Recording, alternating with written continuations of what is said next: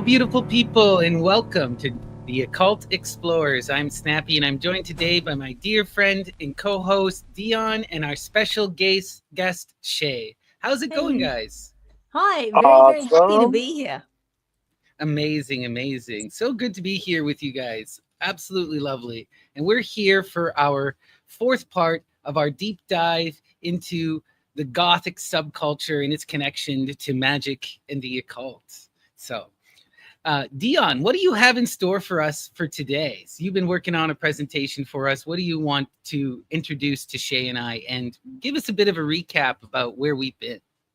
Oh, well, we've been traversing from the 1950s, the 1980s. We started originally at the Bat Cave Right. in England, talking about Susie and the Banshees and Gothic culture. And we weaved our way down to vampire films and Nosferatu and where did the vampire myth come from in Gothic culture. Last time, and we talked about Coco Chanel, the little black dress. Right. Earlier vampire myths, the 1800s in Europe. Just a lot of fascinating ways to connect what we'll call the shadow side or the dark feminine through history. Because I've been noticing that the feminine is a big part of this. That's what I was telling you off camera. You know, as we study these stories, we see that a lot of these Gothic characters are women through paintings and literature and what have you. Right. It's either the women are the inspiration, or they're the creative actors who are challenging society, right? And yeah, this is so fun. What is your perspective so far on all of this goth stuff, Shay? Oh, I mean, I was a little goth before it was really cool to be goth. So, and a lot of, I was even at a party yesterday talking about this podcast to a group of goth people, and they weren't aware that their history goes back 300 years. Right. And we started talking about all of the influences, and they were like, of course, of course. But I think it is a rebellion, and positive changes to society have always come from the rebels, and a large part of it is throwing off that patriarchal that has been put there by the church. So you see this rebellion against the church, a rebellion against the patriarchy. It literally, in many cases, does start as an underground movement to hide so that they're not persecuted by the patriarchy, and then it becomes integrated into society. And that's really what mainstream goth culture is all about, integrating that part of society we won't look at because of our mores that have been put there by the church. And Right. And it's just wild to see that there, we tend to think that things have always, things were so much more conservative in the past. People were so much more religious and were so much more bound down, and everything was much more right. These kind of ideas are new. Goth is something, it's but when we go to the literary roots, when we go to the myths, when we go to these figures across history, we see the same kind of flair, the same kind of ideas. There's a direct correlation, right? And you're right. It's that rebel spark. It's this fascination with death, with the occult, with the alternative. And it is a celebration of that which is marginalized and made outside, Yeah. And it's almost an inversion, right? Like there's an element of satire and magic in the sense of we're going to reclaim that which is vilified and presented as beautiful and as artistic, right? Yeah. What, how dare they say we're not allowed? How Right. dare they How dare say they that? do that? How dare You they know, judge us for this? So let's put it right in their faces, which is right? what And goth does. Goth culture does that. oh, Yeah. so much, so much. All these kind of subcultures do, but the Gothic Mhm. one is interesting because it's so deeply connected Mhm. to this kind of occult, magic, literary sort of trend that we can really trace. Like we were talking about previous episodes, Lord Byron and Mary Shelley, right? Edgar Allan Poe, Charles Baudelaire, and we're Mhm. only going deeper now. And what's wild too is the deeper we go into history, that you start to see like things get more intense in some ways, more Yeah. extreme Yeah. rather than less. There's It fewer makes you people, it really, right? really makes you respect your great grandmother. We'll never Right. be as cool as they were. You'll never be as cool as they were, right? And well, also you see, right? Like we talked about Marquis de Sade. We see this like when we have to remember when we're dealing with this culture, we're dealing with a culture that's born out of Europe and it is a reaction to extreme Christendom. Like we have a hard time in our modern society imagining a religiously closed society, a society where there isn't any kind of free language. But that's the world these people are living in, where there isn't access to literature, where all of this stuff is beyond magical. You get a hidden book or a hidden painting or a little black dress, and it's everything, right? Oh, and but it's not in our society. I mean, that's what I Right. came out of. I came Right. out True. of, I did a really extreme religion, and I did enough study within that to earn a doctorate in theology. But because I was a woman, I wasn't even allowed to speak. It still happens. And Yeah, I wasn't allowed to have tertiary education or any of that. So when I came out, not only did I go through a sexual revolution, sorry guys, but I did. I apologize to all those men. But I also went through this consumption of academia and history and everything that we weren't allowed and weren't taught. And I think a lot of people that turn to the Goth and pagan cultures, it is a reaction to that restriction that you raised. There's this, there's that rebel spirit, and there's this sense of, if you tell me I'm not, I'm going to. And what is it really that bad? Right? Like, if you're saying it's so horrific, it's so ugly, why? It just intrigues and entices people even more. And it leads to, we talked about this a bit, but I honestly believe that, like, the extremes of libertine ideas and what we see with the extremes of the left-hand path, like the absolute pursuit of ecstasy and decadence at the cost of life, this kind of extremism is born as a direct reaction to Catholicism. You would not see that kind of level of intensity without this deep vilification of sex and this obsession with creating the demonic. Like, the Catholics and the Christian Protestants give birth to the demons, Exactly. You go back in culture, you go back to the Assyrians and the Babylonians, and there were no demons per se. There were scary things, right? Yeah, they come and they may give you a miscarriage, right? Or take your child's semen or something. But it's the life force energy of what causes that, and it's part of life. It's not the hidden side. There are so many Liliths and Pazuzus and those, they were part of everybody's daily life. They weren't true. Yeah. But it's physics. If you restrict something, it's going to expand. You throw a ball down, it bounces back the other way. So, to not understand this is part of physics, and this is what was going to happen. I think that the manipulators of society are starting to get that today.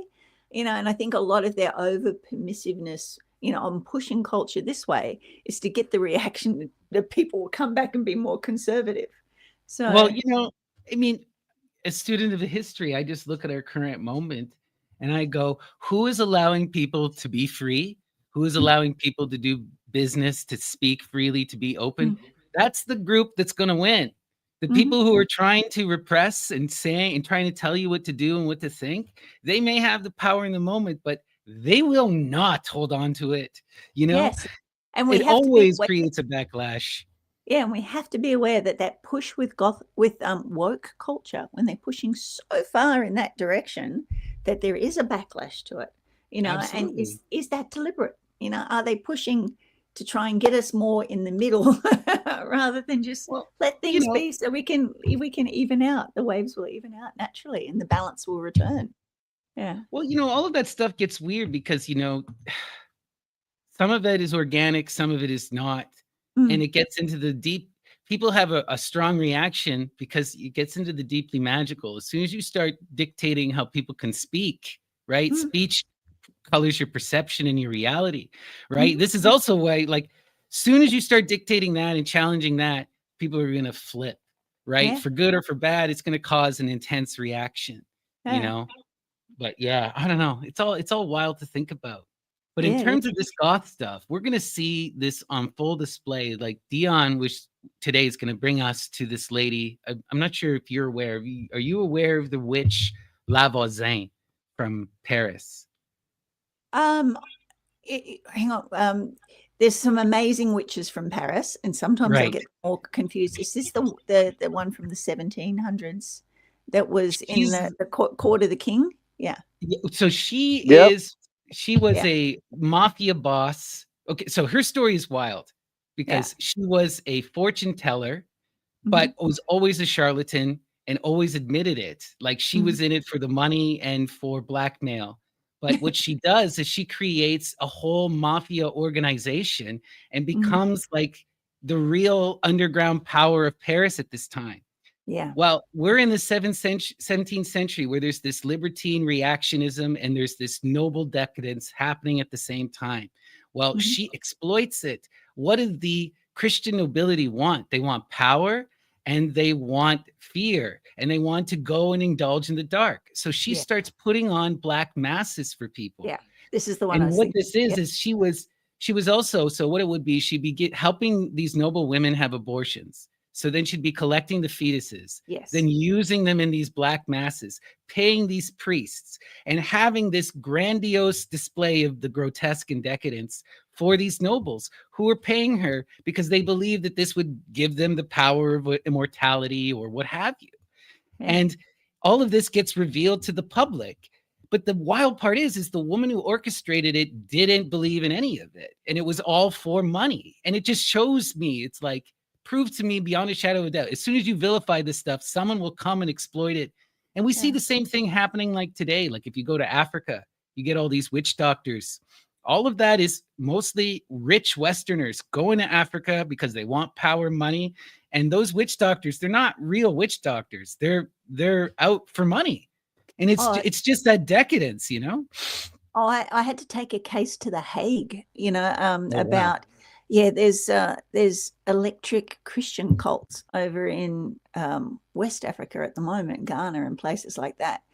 And they estimate just in 3 provinces, there's 300,000 children a year being killed being accused of Jeez. witches. Oh my Yeah. God. So there is, so there, and these groups will get the electric church happening, and all of a sudden, all right, and we're going to cast Satan out of our church, and Satan's in that 2-year-old over there, unless you pay us a year's wage to preserve your child for an exorcism. And some of the parents can't, so, and they do pick on these parents that can't afford it. And some of the kids are lucky enough to be able to run away, and they've set up these places for these kids to run away. They can never go back to their communities again because they've been accused of being witches. So we were over there going, we took over this plea to The Hague to please interfere, and we got lovely letters back, and it really, since we've been over there with it, it has calmed down a lot. It hasn't disappeared. So No. we're talking, we talk about these things as if they are in the past. They're not. It's still happening today. It's still happening today. Yeah. Right. I went to Ghana years ago. Mhm. I was in Ghana in 1994. And same thing. Yeah, they're weaponizing Christianity. Yeah. And along with voodoo too. And it was happening there because it's really you can call it whatever religion. It could be Islam, Christianity, but they still have that MLM marketing on it. You got to sacrifice, control. It's voodoo. It's still voodoo. It comes down to manipulating people. Yeah, for the yeah. dollars. Yeah. So, and it's very sad when that happens. So, and we were very lucky in Australia. One of the founders wanted to, and without getting too, I know it's a public forum, we can't name names, but there is somebody who's been putting conspiracy theories out there about lizard people for a couple of decades, a man that I've actually confronted a couple of times, and they based a lot of their theories on this man's, a lot of the Christian theories on what this man says. And when I confronted him, he just went, "Hey, love, how much money did you make today coming to try and tell me about this truth?" It's just like, and I'm sure people know who I'm talking about because I've spoken about it many times. The bottom line is these people create fear for dollars. Yeah. Right? And I think the goth culture is a real rebellion against all of that. Let's put the fear out there and show people there's nothing to fear. I might wear Let's make it black and kitsch use and fun. eyeliner, but hey, I'll be the first one to jump in and help you if you've got a problem, and Right. Yeah. really, It, embrace the fear, embrace the yeah. darkness. That's what this is about, is dispelling our shadow side, because each one of us has a shadow. Mhm. Yep. And we all have to confront the shadow. And Yeah. sooner or later.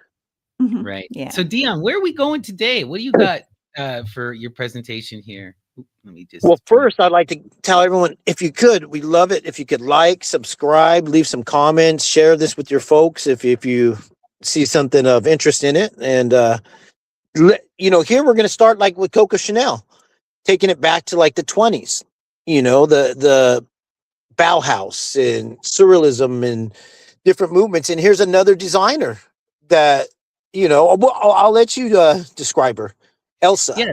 So this is Elsa Schiappelli, and she was a really radical designer in her day, contemporary of Coco Chanel, as we said, right? A Parisian fashionista who became really connected to the high art world of her day. She collaborated with Salvador Dali, with Man Ray, with Jacques Cousteau, like all of the big names. And she was doing a lot of radical magical stuff right from very early on. So one of the things that's interesting with her, she was highly educated.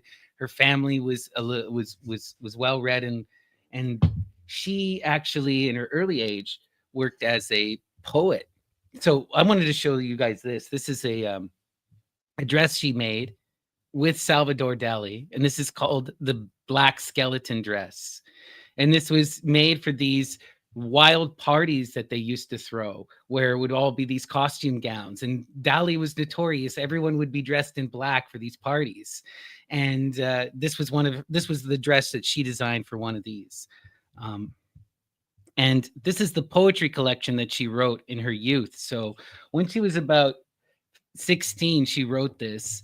And this is all Greek and Latin inspired erotic poetry. So it's a lot of celebration of the muse, and it's a lot of celebration of sexuality, very sapphic.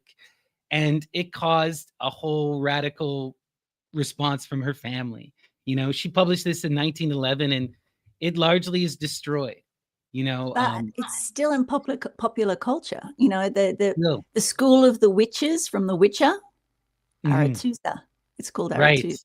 Yeah. So it's still It's there. amazing. So yeah. Mhm. Right, all of this stuff is right. We're all going back to the same Greek roots, right? Mhm. It's really wild when you see it, and it's just it's this is why I'm so into this kind of Greek kind of magic and whatnot, because it can all unite us, right?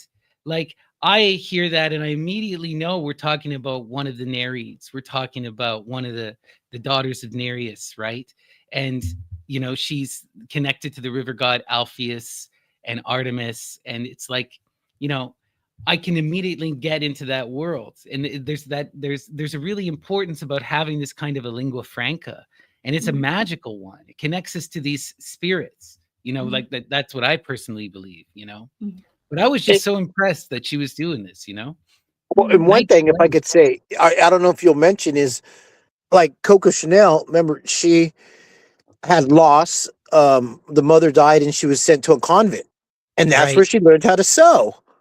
And so does this person as well. I forgot. Yeah. So what happens here is similar kind of story to Coco Chanel. So Elsa, after writing this, is sent to a convent.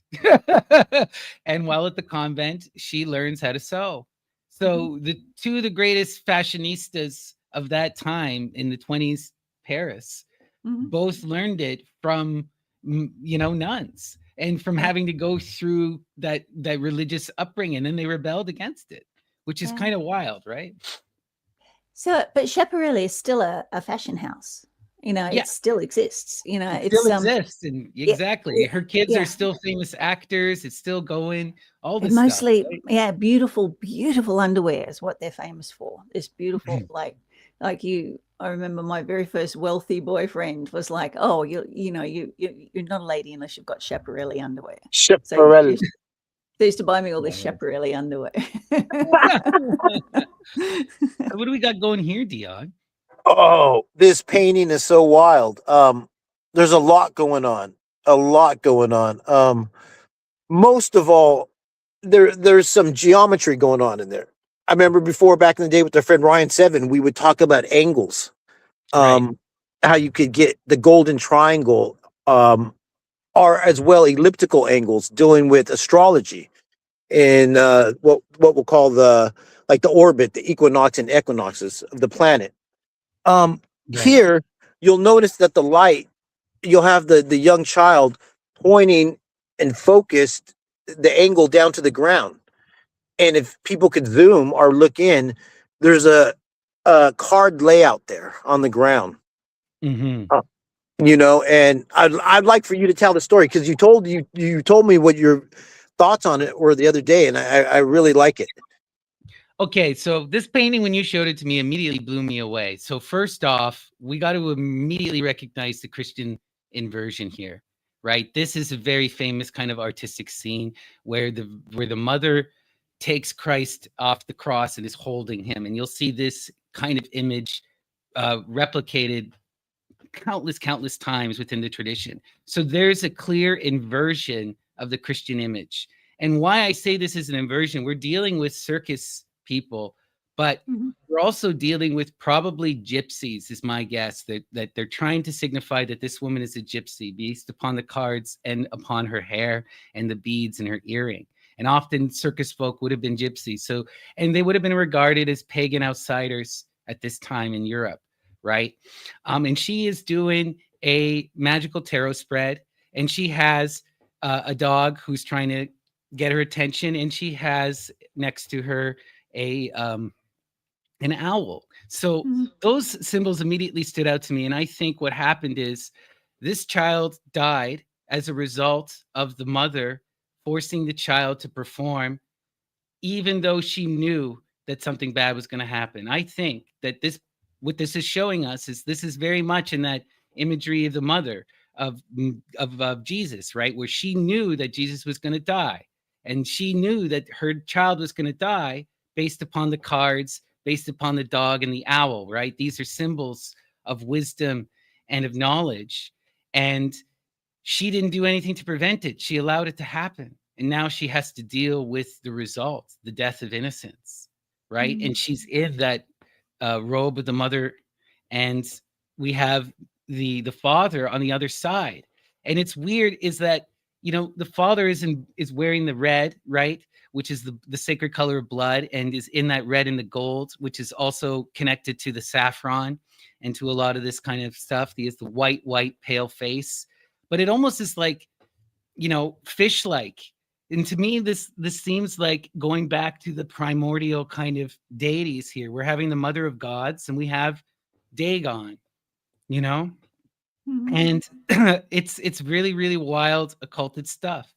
Yeah, and he's definitely a Satan parody as well. Yeah, it's a satanic parody, right? That Luciferian kind of other. So this is kind of a pagan inversion of the loss of the child, right? This is the mother of gods, and that's the child Addis. It's kind of wild. And some people have noted that the looks on their face, it's a knowing grief, right? Meaning, they knew this was going to happen. Yeah, that's part of the grief. It's not a shocked grief. It's a knowing grief. And the child is also lit up in light and in red and white. And like I said, the dog, though, I'd like to point out, adds an Artemisian element. Yeah. Because that's going to be part of our sub theme for this episode is Artemis. Yeah, Diana. Yeah. Yeah, all of that Hecadic kind of stuff, right? It is deeply a sign of the feminine. Anytime you see the dogs or the cats or the snakes, you're invoking the goddess. But it's a wild painting, and this is also right. This is done by Gustave Doré, who's mostly known for woodcuts, not for paintings, right? And they're most famous for doing really expensive editions of the classics. So most famous, they did a bunch of paintings or a bunch of woodcuts, for Dante's Inferno. And they've done some of the most iconic images of Lucifer. Like, I actually have a book here called Cosmogonic Eros, where they have taken one of Dior's woodcuts from Dante and repurposed it as a cover of the book. So, well, go to the next image. This is also Gustave, doing Poe, Right. the Raven. Connecting us, right? Yeah. And yeah, Poe, right? We know when we're talking about Poe, we're talking about one of the most magical artists and one of the most revolutionary artists of his time. Everyone was kind of like flabbergasted and shocked when Poe hit the scene, right? He invented the mystery as we know it. Mm. And so Yeah. what's interesting, oh, go for it. Oh, it's I was just just saying this I've beautiful. always that Lewis Carroll. You know what's the difference between a raven and a writing desk? The answer is Edgar Allan Poe. Oh. It's Lewis Carroll being jealous of Edgar Allan Poe. I don't know why anybody can't see that, but it's absolutely what it's about. You know, the answer is Poe. He's the raven at the writing desk. You know. Right. And what's wild is I don't think Poe enjoyed his louds or successes. Um, as we're talking, Mm, though people were inspired by him, and like how this was a painting done based off the Raven, somebody mm, else was inspired by the Raven as well, and it goes back to last week's episode, Rossetti. We were talking Mm, about the pre-Raphaelite sisterhood and brotherhood. Dante Rossetti also did some images. If you go to the next image, I think we have one. Yeah, there it is. yeah. That's The Raven. Rossetti's take on the Raven, and he didn't publish them. They were found in a private collection So because he he was just did really this into for Poe, himself. Right. mm, Wow. and so much so that he went on to do what they consider his masterpiece. If you go to the next image, which is the Damoiselle, Right. and in this one, give me 1 second here. What's it? I'll give you the date it comes out.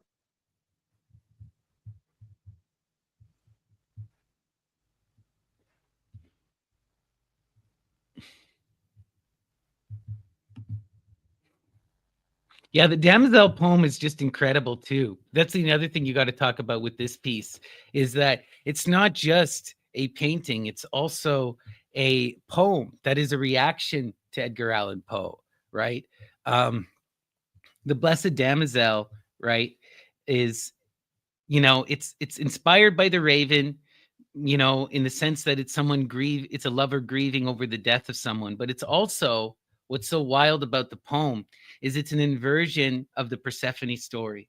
mm, Yeah, So, right, in the Persephone story where she's abducted by Hades, now it's she wants to come down to earth to be with Hades. And in my mind, when you showed me this and I went and read the poem, it mm, immediately took me into the Indian tradition because we see that same that same magical image through the goddess Sati in Shiva, where Sati she leaves her wealthy kingdom to go be with Shiva and the Ganas, the goblin spirits, in the jungles, right? mm, And then her family wants to prevent her from doing this, and then she commits sati and has to come back as a second incarnation, and she comes back as Parvati.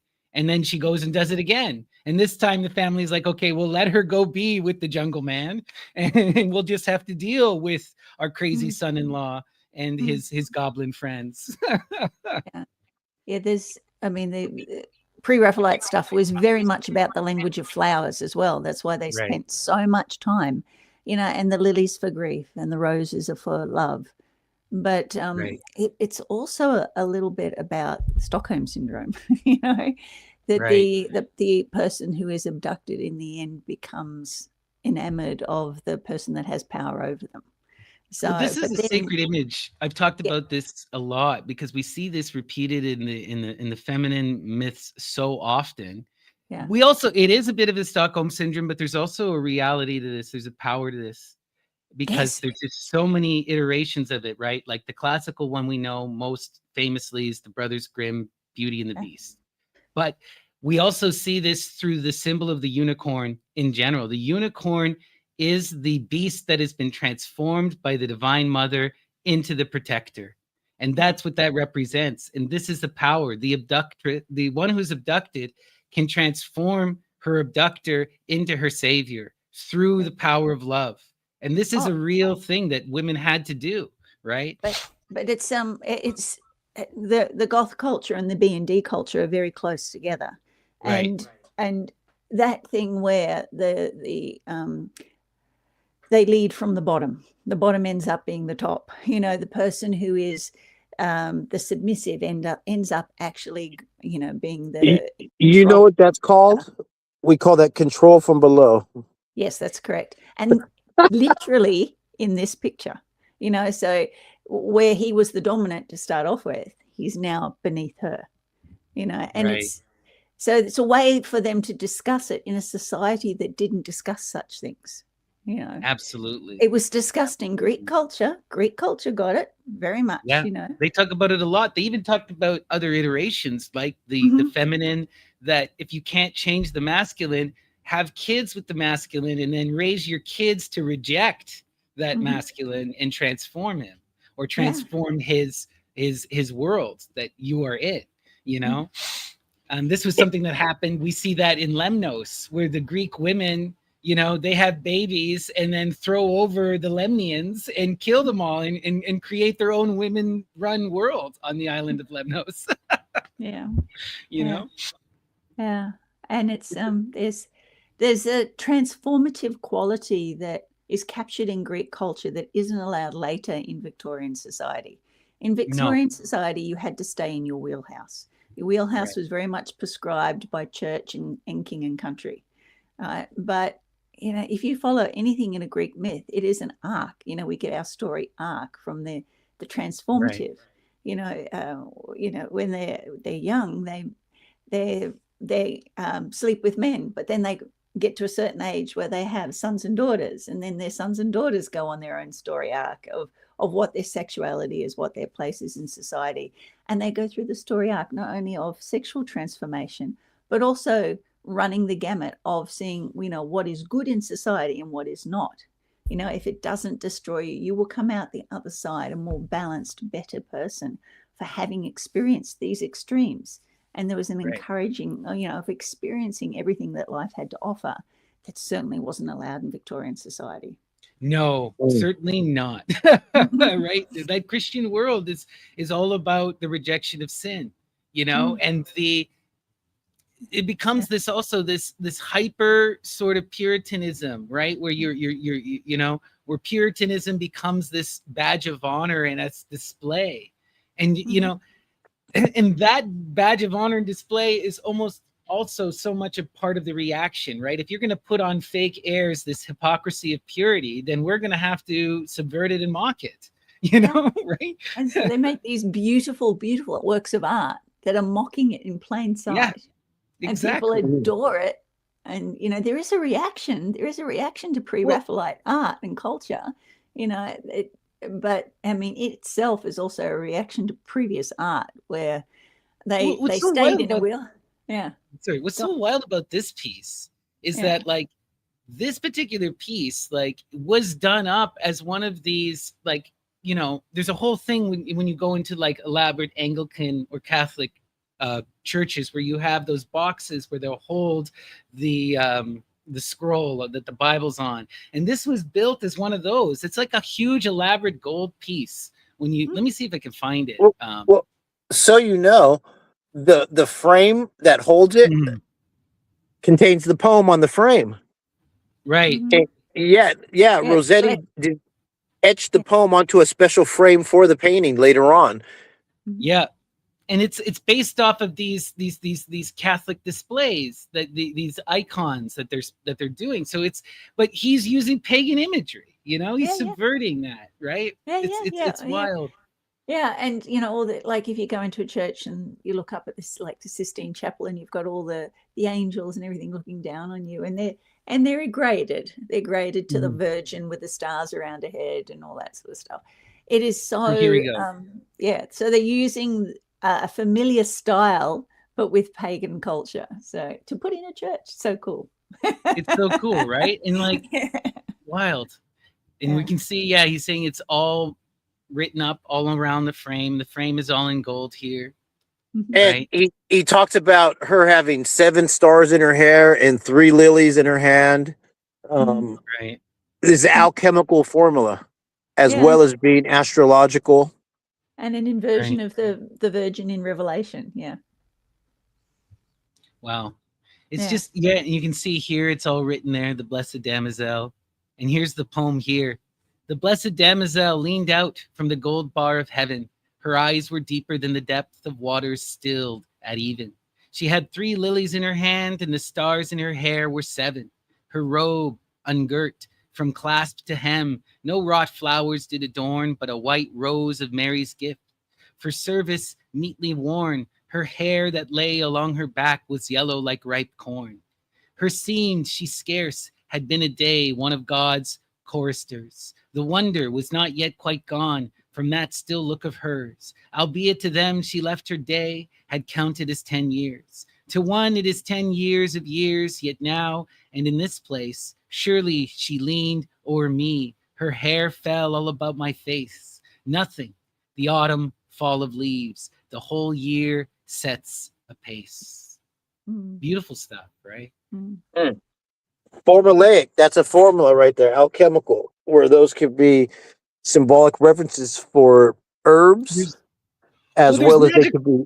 Yeah, 100%. There's so much Greek magic here. He's invoking the triple goddess. He's invoking Demeter, the Kori, Persephone, and Diana, as well as Hecate, right? Who's the ungirded one? You know, this is that Greek mystery in full display, right? Yeah. Really, and really also beautiful. Revealing that the revelation, you know, where there's the virgin who is in the heavens. You know, I see a virgin in the heavens and she is adorned with the stars, and showing that book of Revelation is very different to the rest of the Bible. It is very alchemical. Its language is very symbolic, you know. Right. Exactly. And those 7 stars, we're talking about the Pleiades. We're talking about this whole thing, right? We're connecting really to that. It's just so wild to me that people don't recognize that the Virgin Mary is the mother of gods, is Magna Mater. It's like Magna Mater was right there in Rome. The Sibyllian cult is right there in Rome. Emperor Justin, or Emperor Julian, the apostate, right? He is the head of this cult, right? And he's trying to fight against the Christians. And what happens? The Christians just take his cult. They just take it and they just leave it. You know, Julian was so cool because he actually didn't fight, you know, and I think he knew that if you push too hard, they're going to push back. So what he did is he just wrote all this stuff, just trying to fight them and trying to reveal the pagan side, the real mystery, you know. You're just making them look like fools, you know. Hey, you know, really, you do this, but you know, this isn't really very moral, is it? You know? And his writings are so sarcastic. They're not. And he didn't ban them or anything. He was just like, okay, you got a point, prove it. And they couldn't, because he was very well educated as well. Those ratings are great. Yeah. You know, my favorite of his, I did a whole deep dive on it, the hymn to the Mother of Gods. Also the hymn to King Helios is really good as well. But the hymn to the Mother of Gods, it tells you just the whole story of Gallus, the whole story of rising to the heights of the ideal, going through the divine imitation, becoming Cybele, the magic of the sacred death, right? The symbolic castration. And he even shows you that, you see, it's a dualistic. This is the thing that the Christians fail, is that the image of Persephone and the image of Attis are one and the same. It's just one is coming down to earth, one is going up to the stars. One is masculine, one is feminine, but it's the same exact story. You have this one who goes through and passes through a death, a transformation that leads them into a becoming, you know. And in Attis's case, right, the death, the symbolic death, is the castration and the becoming and the going through that process of imitation. For Persephone, it's the abduction. But if we think about the masculine and the feminine, what is the most, at least, you know, in these kind of cultural stereotypes of the West, what would be your symbolic death? There's nothing worse in that ideal than rape. There's nothing worse than castration. You know, these things aren't that, but that's what those images are, you know? And the Christians just twist it. Instead of it being a castration and a transformation, like they're trying to show you it's this gender transformation. They're trying to show you it's a cycle. That which is above is the same as that which is below. And we're going through this pattern here. But what do the Christians do? They come and they reject the feminine. They make it only the masculine. And instead of it being a gender swap, a castration, now it's just an empowerment and it's a Mhm. death. Mhm. It's a literal death, Mhm. right? Jesus dies, and he dies because he's sinful, Mhm. right? And so they kind of twist and manipulate the entire mystery. Yeah. Yeah, and Diana and her shepherd lover, I can't think of his name just offhand at the moment.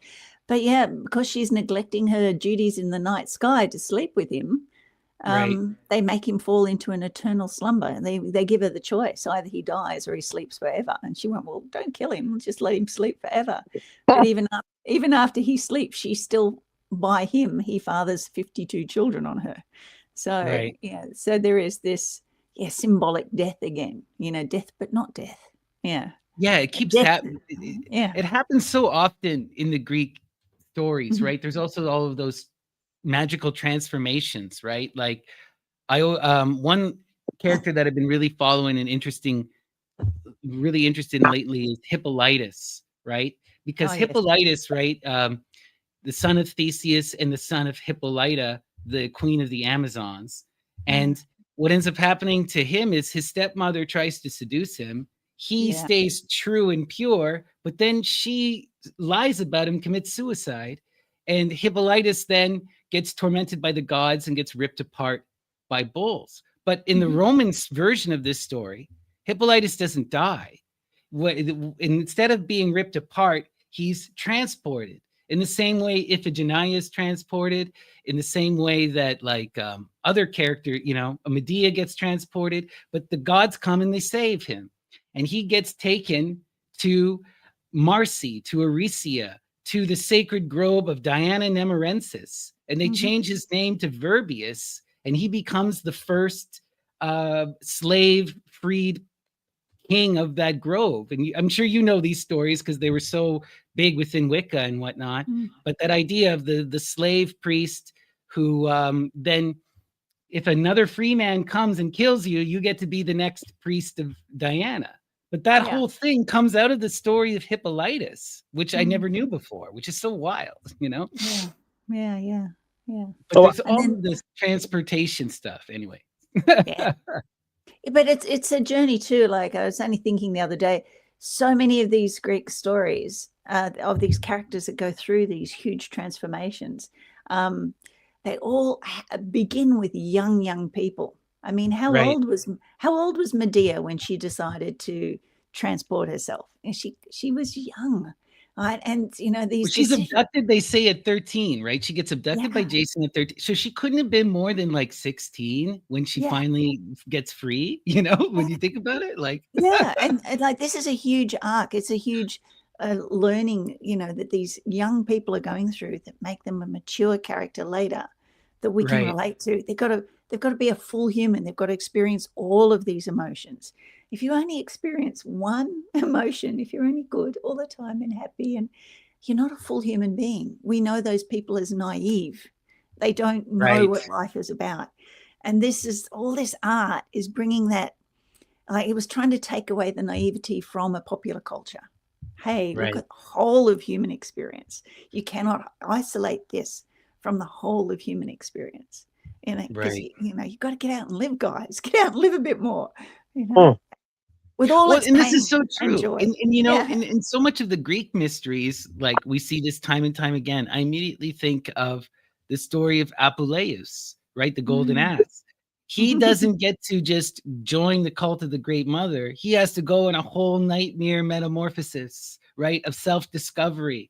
And it's not until he comes to this empowered revelation at the end that she lifts the veil, right? Yeah. And it's all about waiting for the right moment, Yeah. You got to be at the right place at the right time, and it will happen when you're ready. Yeah. And then Shakespeare retells it in A Midsummer Night's Dream. It's just lovely.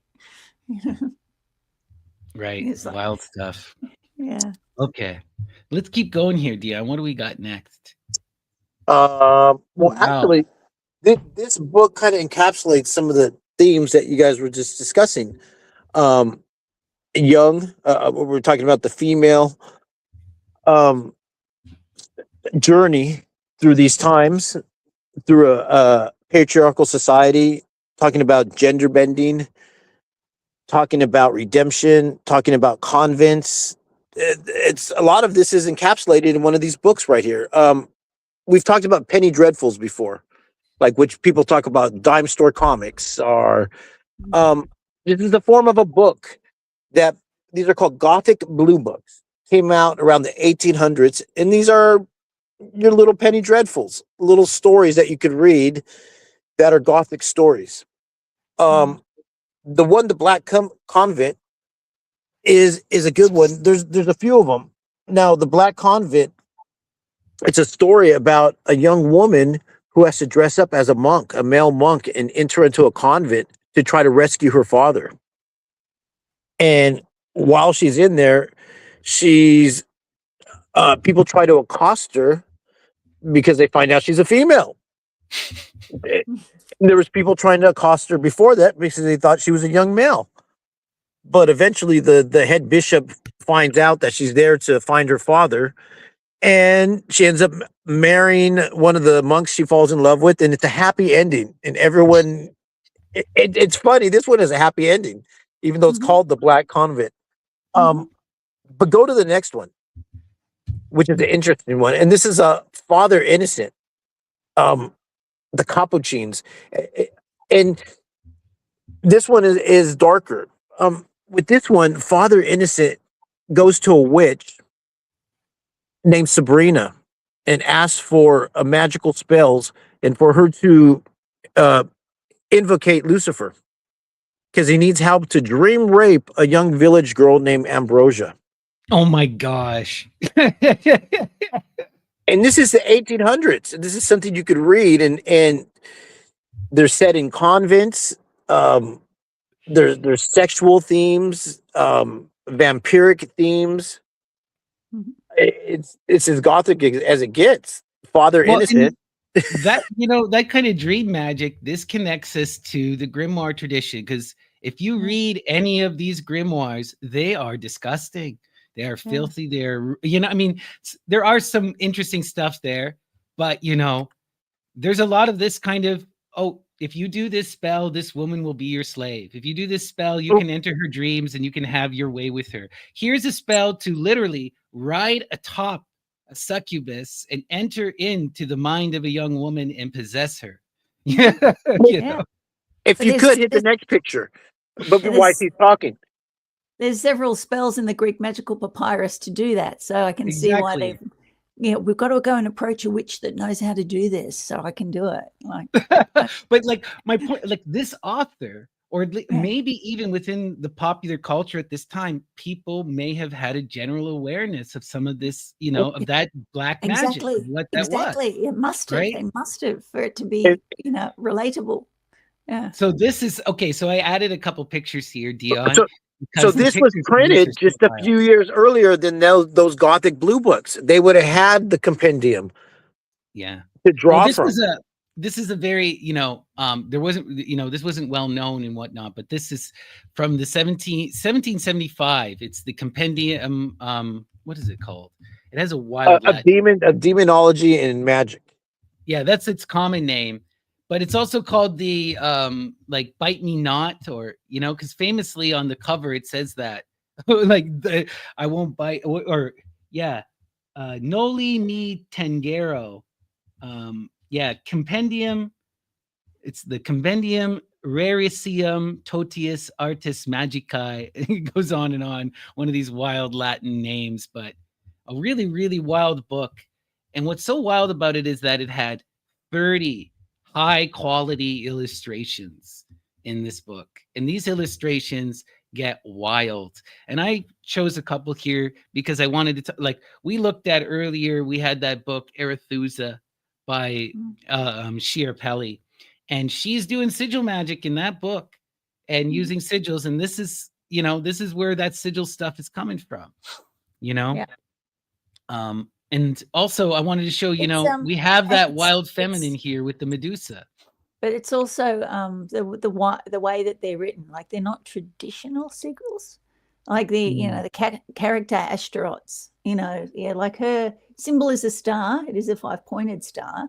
We've got the 8-pointed star there. So it actually looks more like the original, what they said was the angelic language, all finished with those little circles at the end of every like Right. Enochian. And Well, yeah, sort of, but it was like We were even looking into when we pre-Enochian, were yeah. looking a couple maybe a year and a half back. Dion and I did like a 4-part series where we were searching for dragon tongue, because there's this transition that happens where the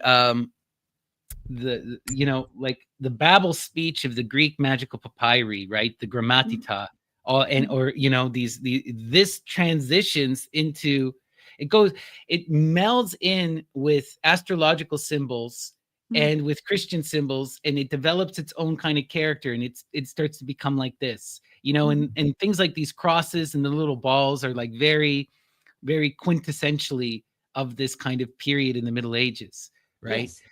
Yes. Which is interesting. This is a book from 1775, but it claims on the front cover to be from the 10th century, from 1040 AD, you know, and it's really trying to harken back to an earlier tradition, you know. Yeah, I forget the name of the author, but he was. I'll put it in the notes later. I'll go and find it. But he writes a lot about this angelic language, and Interesting stuff. it's pre-Enochian. It's pre-Enochian, but he's very much about all of the demons and the angels, but he focuses more on the angels, and there's a lot of magic in the book, even though he's a church father, but he does write about this language. That's amazing. Yeah, but it's all symbols with the little circle terminus at the end of the line. Right. And then, of course, go ahead, if sir. I can say one thing about those symbols, they can be interpreted multiple ways as letters phonetically.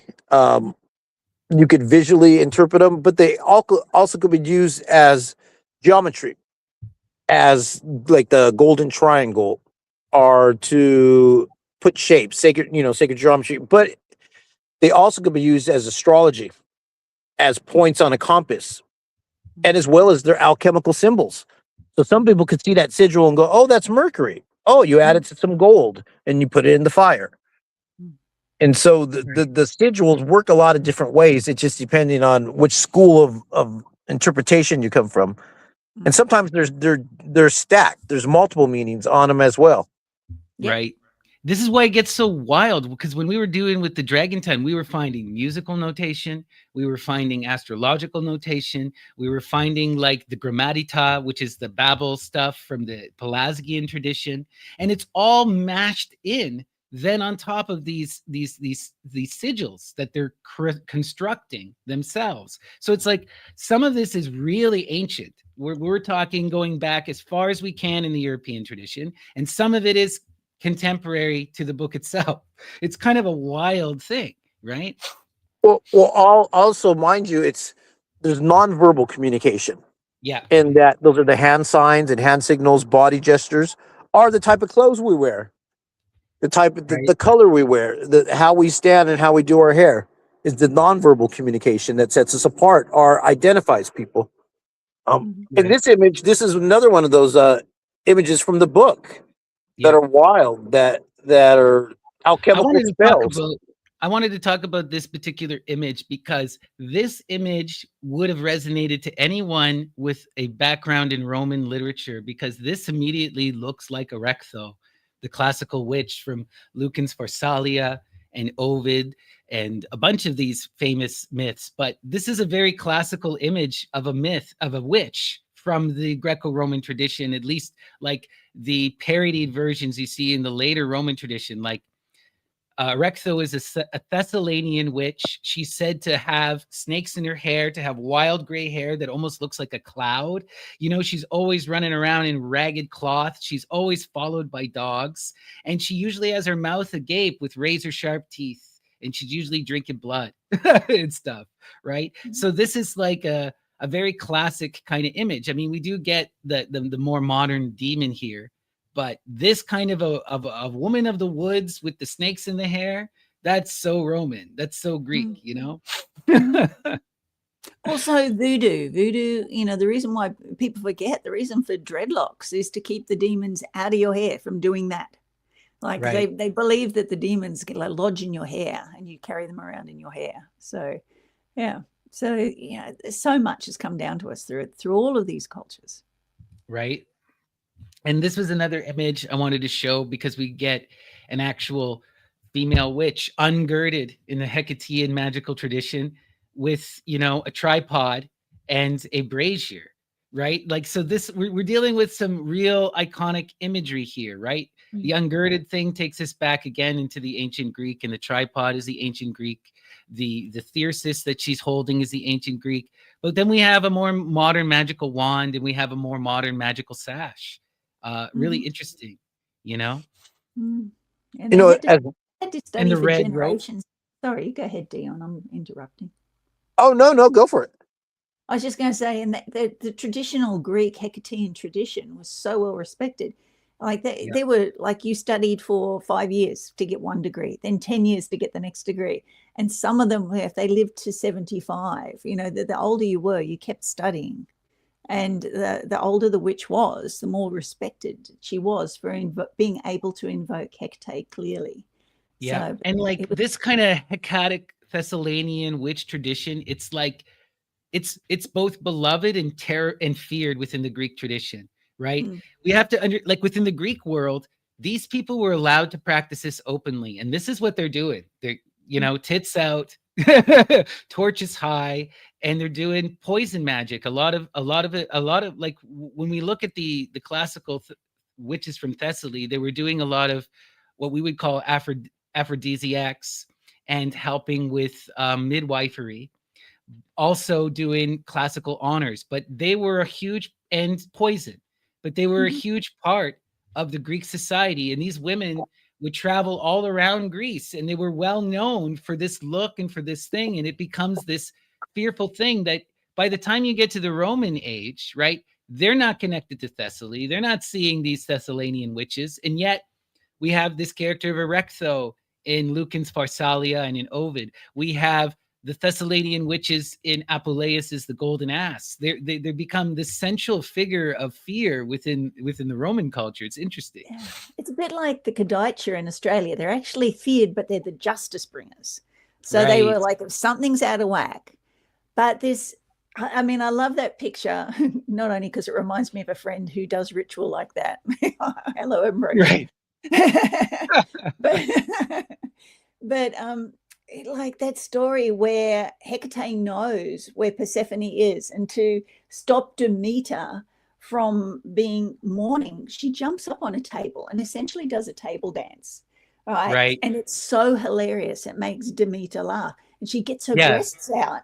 And wiggles her breasts in front of Demeter. Well, and you're talking about you're talking about Hecate as bubo. It's not just her breasts. She exposes her whole vulva. She exposes her wiggles whole the vulva and everything. Yeah. So it makes her laugh, and that stops the grief, and the spring returns, and then the Kori shows back up. and that's in Japanese tradition as well. You have the Yuzumi. Yuzumi is like so respected over there. And men pay thousands of dollars to go in with a Yuzumi performer who enacts this, bringing the sun out from behind the clouds when she was hiding by doing this erotic, hilarious dance. It's a huge thing in Japanese culture, the Yuzumis. It's amazing. Yeah. But we see this kind of thing, right? Like, and this is also, the grief is an interesting thing within the Greek tradition, because when we're talking about, Demeter is the most powerful witch of all time. She raises the dead. And she does it through the magic of grief, through crying, right? She's that power of nature. And this image is supposed to show you, right? You understand this as a witch, but if you're going to do that true magic where you're drawn down the moon, you have to enter into that wild abandon. You have to engage that madness, that grief. It has to be that level, right? And this is where these women are going. That's what they're doing. But once you gain that level, how do you come back down to earth? How do you come back into reality? And this was the issue for Demeter, in the myths, she's traveling all around the world, crying her eyes out, until finally Greek hospitality, they welcome her in, they give her some wine, they give her some food. She doesn't want to eat it. And then got a flasher, wake her up. But it worked. Right? It's like, and that's, after a ritual, you must ground with food and drink, and alcohol will take you out of, and a lot of people don't realize alcohol does take you out of that ritual state. So it Oh, it yeah. does bring you down, you know. It's a good way to Absolutely. cut it off. Wild Yeah. stuff, eh? Yeah.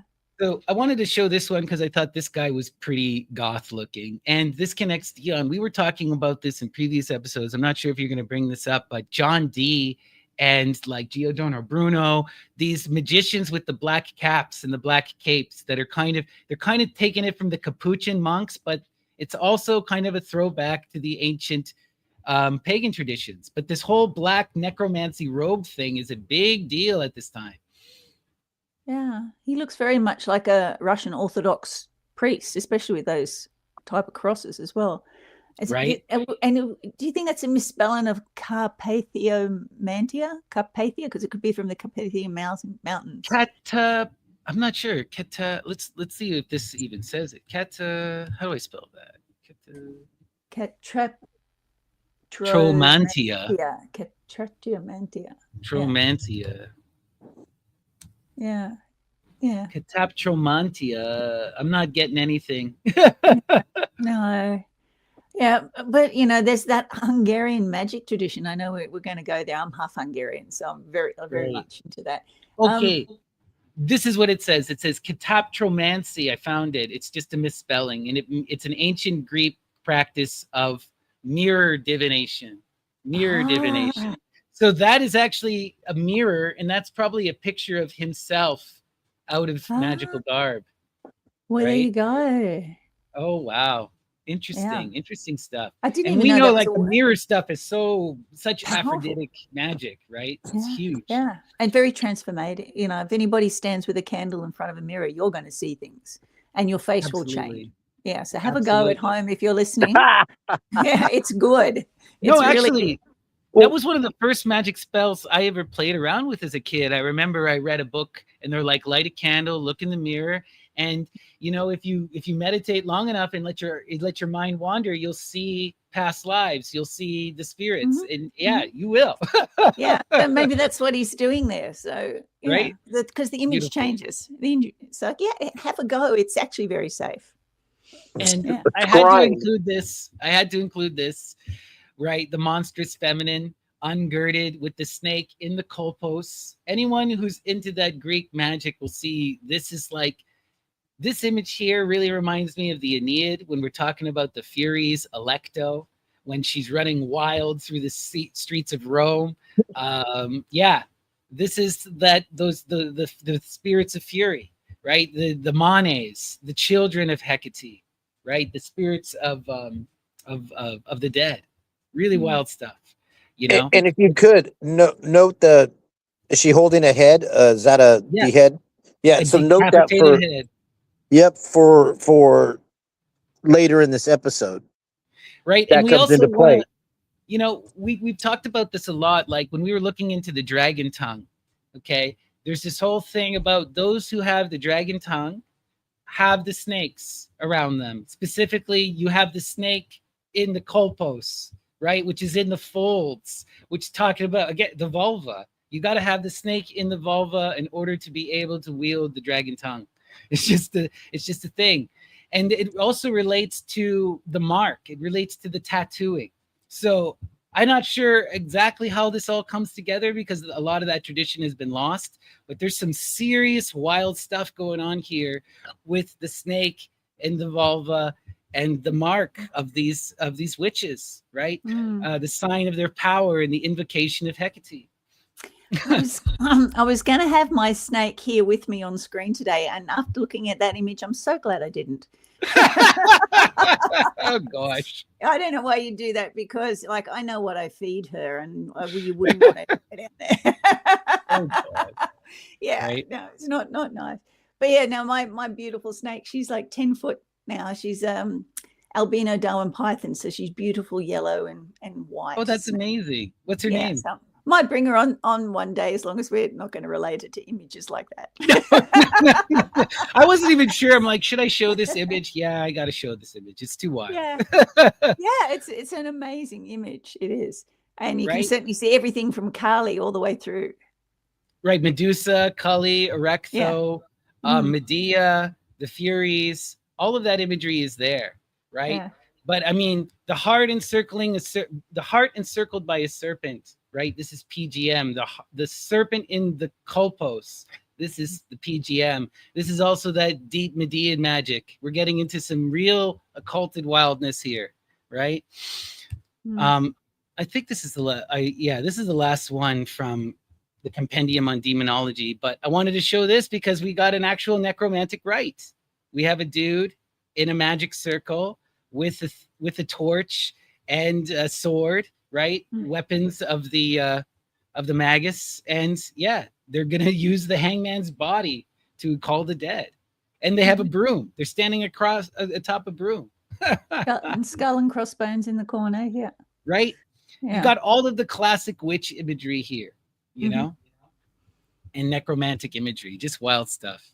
So they're cutting his hair for a spell for later, I'd say. So yeah, the dead man's hair, yeah, and they're getting the grave dirt, right?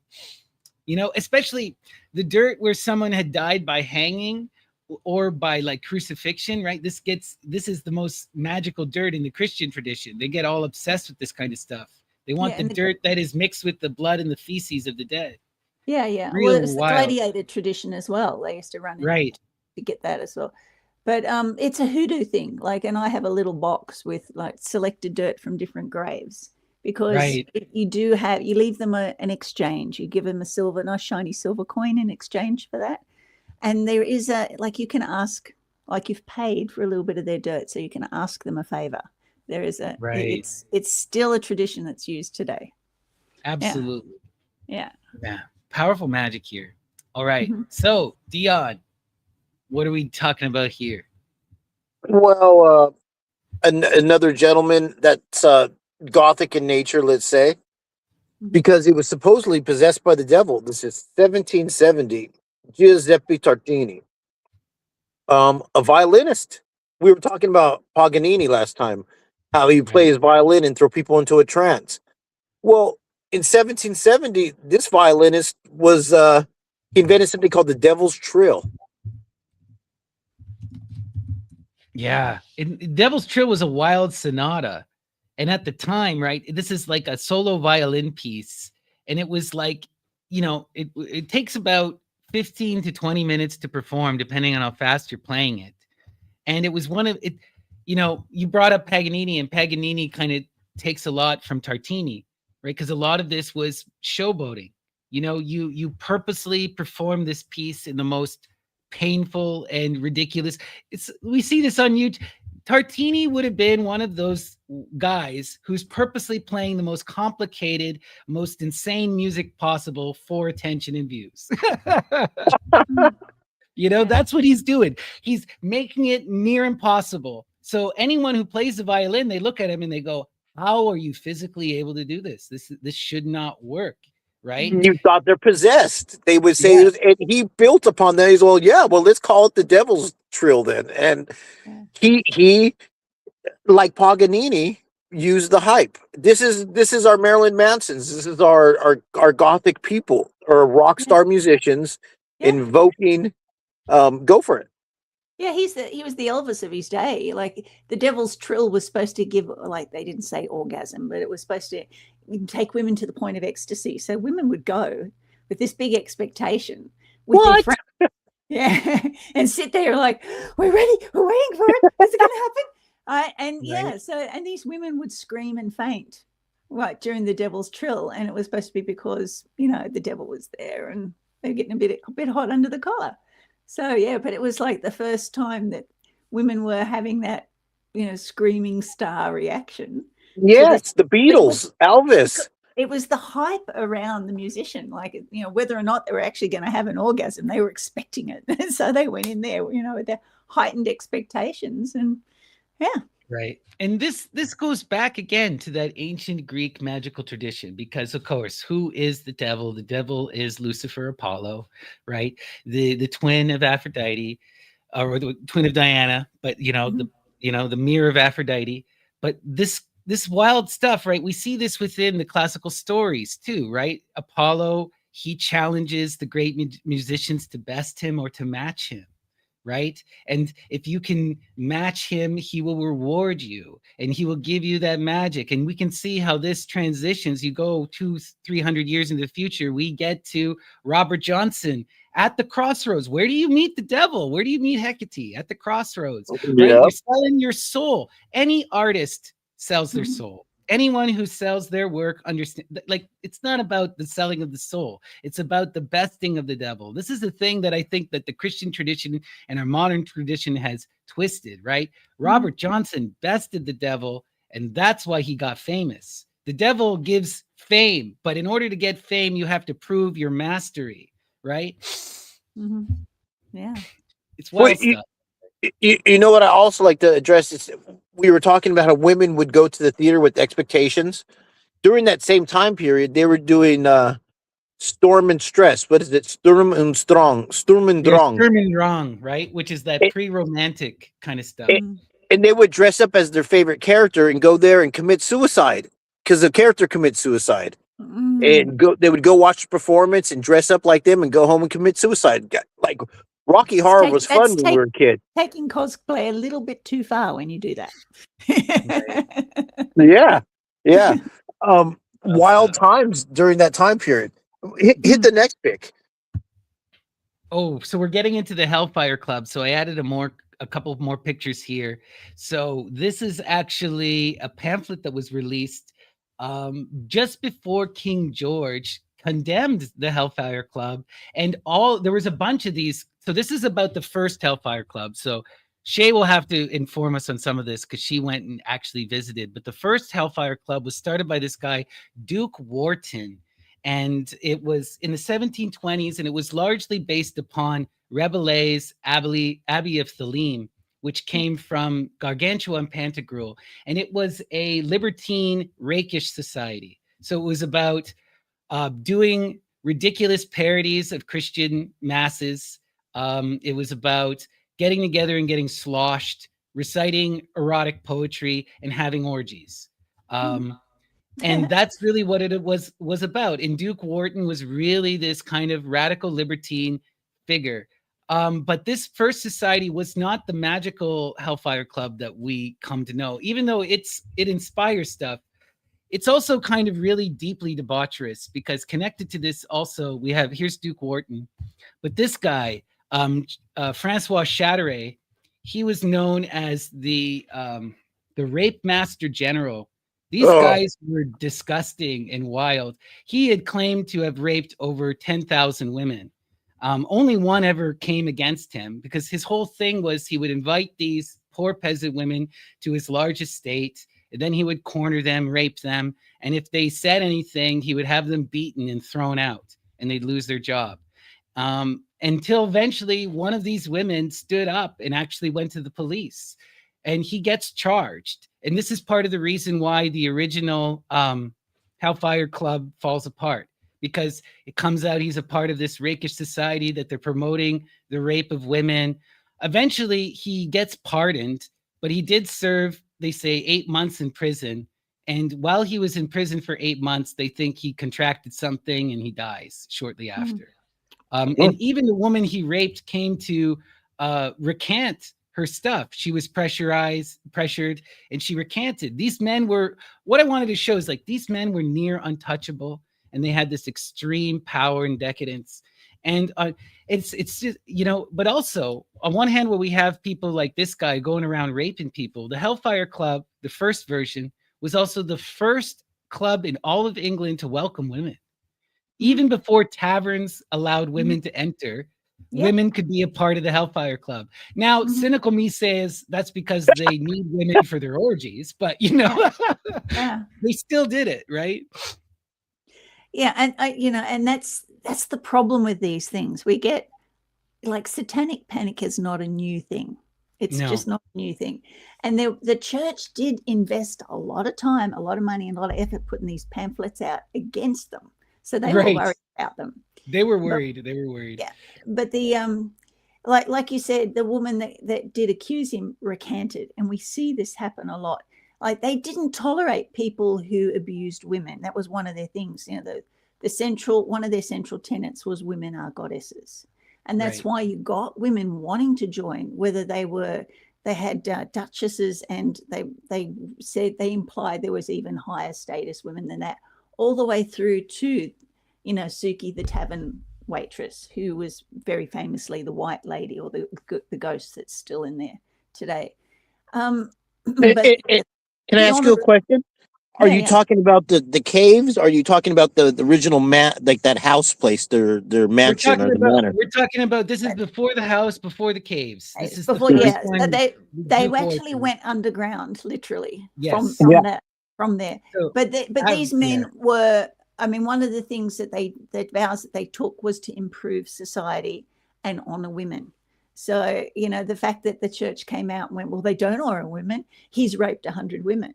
And let's pay this woman to go and, make some accusations against him. Well, this guy admitted to raping over 10,000. This guy is the rape master general. So I think it's okay. Duke Wart, it's complicated when we're dealing with these societies, because on one hand, it is this truly beautiful, progressive thing. And on the other hand, it is this decadent, noble thing where they don't even view the poor as people. And we have to acknowledge that. It's, Duke Wharton's an interesting figure, because after his society gets destroyed, his reputation doesn't fall. Everyone still loves him. And he winds up joining the Freemasons and becomes the Grand Master of the Freemasons in his lifetime. So he just shifts his directive into something more publicly acceptable and is welcomed. Whereas that guy dies, So what I'm trying to show is like, it's complicated. There is this element that you're saying, but there is also this ridiculous debauchery and in wildness, one of the only ways to get excluded from the club was to disrespect women. Right. So, so if he had done that, they would have kicked him out. Yeah. But, I mean, what ends up happening is, because of him, the society falls and he dies. Yeah.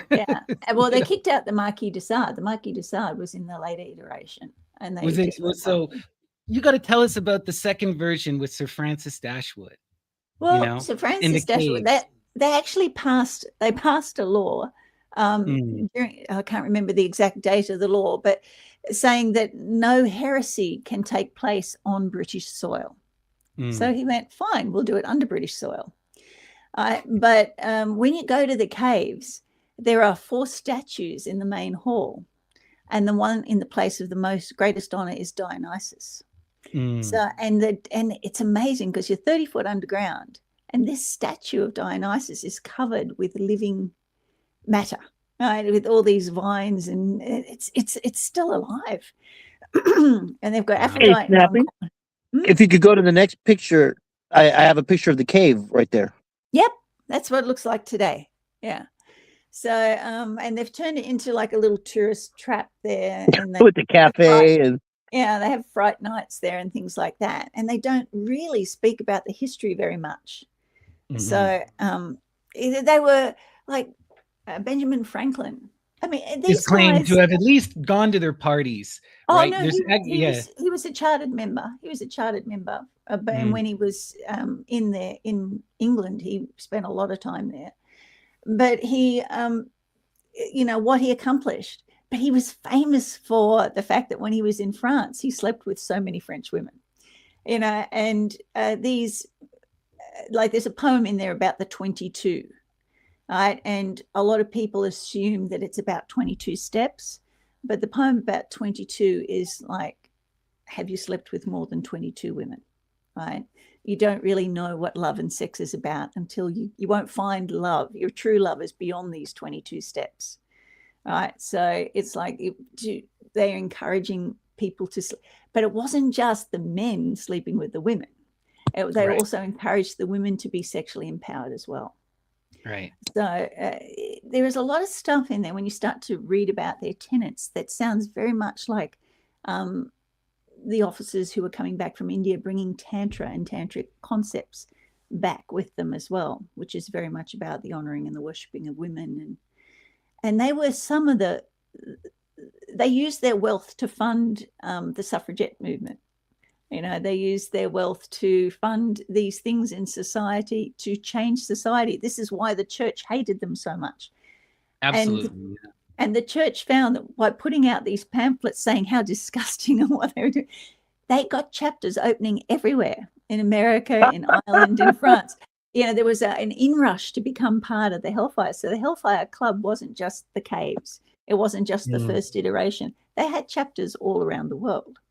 And these wealthy men were expected to use, like when the Hellfire Caves were built by Dashwood, it was just at the beginning of the Industrial Revolution, and there was massive unemployment. So he insisted that he employed only the locals and that they do the work by hand, which resulted in an easy transition from the agrarian lifestyle into the technical lifestyle, because he supported his community. And there was a large, when you read the accounts by the locals of these people, they loved them. They loved these people. They certainly included the locals on the same level as them. There's a gentleman in there who's honored called Paul Whitehead. And Whitehead was just the groundskeeper, but he was an equal member. And when he died, they gave him a procession and 21-gun salute. So it was very much like the Freemasons. It didn't matter what area of society you came from, you could be an equal member. And we were talking about this, like Dion and I, we did a whole big thing where we were exploring, because like a lot of people forget or people aren't aware that, because of propaganda by the church, but the vast majority of these secret societies from the 1700s, the quintessential and the most archetypical would be the Illuminati.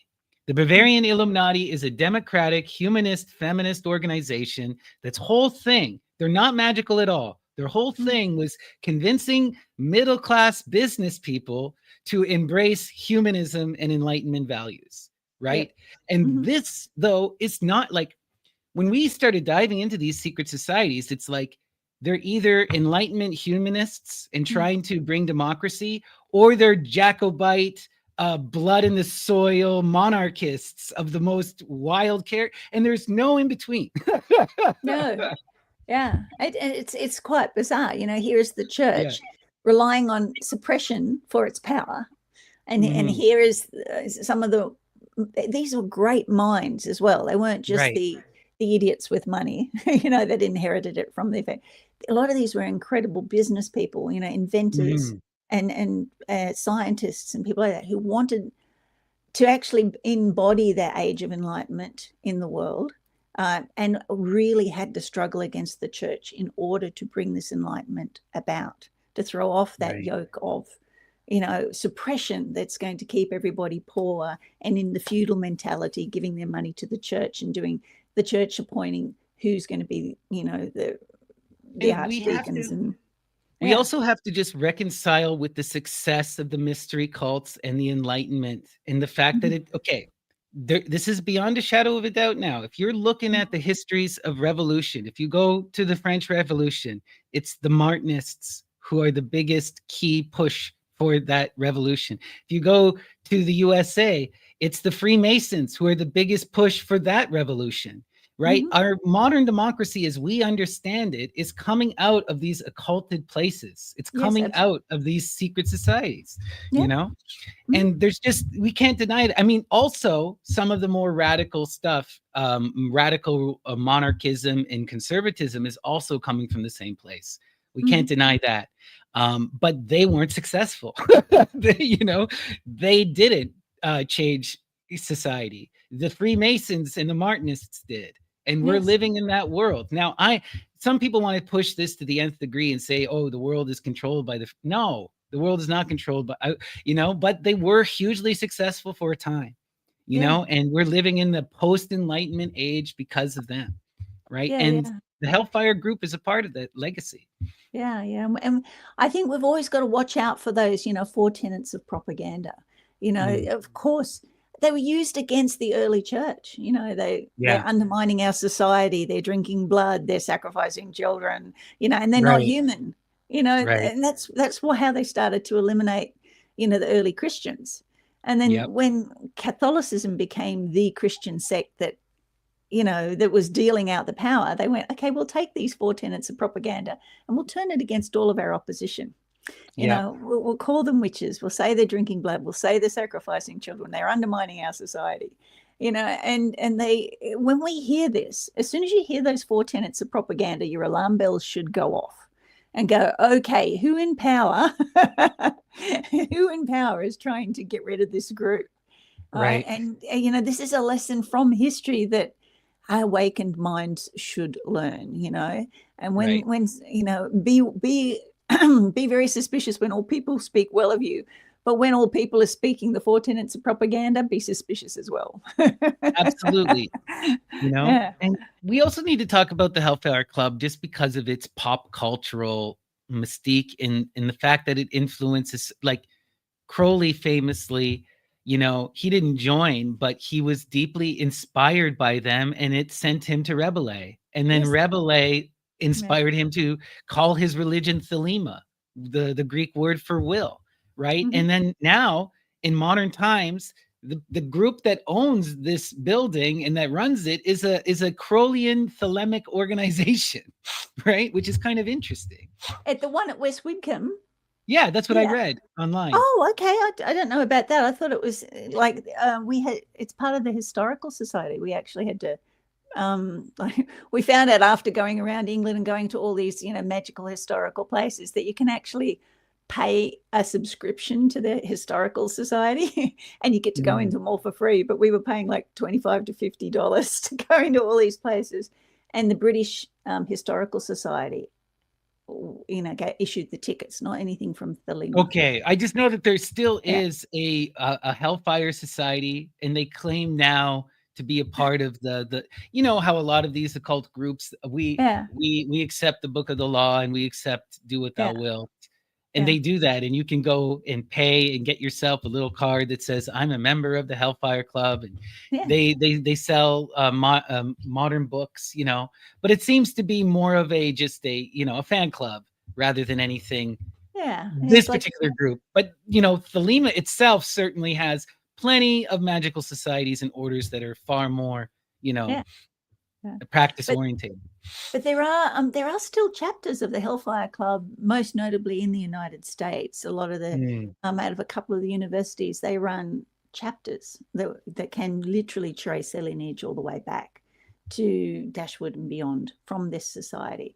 I did read conspiracies, like people think the Skull and Bones Society from Yale is related to them and stuff like this. Yeah, no, it's not. It's and they don't. I'll put the name of the one that I know about up in the notes later. Right. I don't want to get it wrong by just just saying it from memory, but there are legitimate ones, but no, Skull and Bones is a magical tradition, but it's a different magical tradition. It's its own tradition. Yeah. Yeah. This is the problem with a lot of this stuff, is that we have to sift through the conspiracy and all of the people's weird opinions.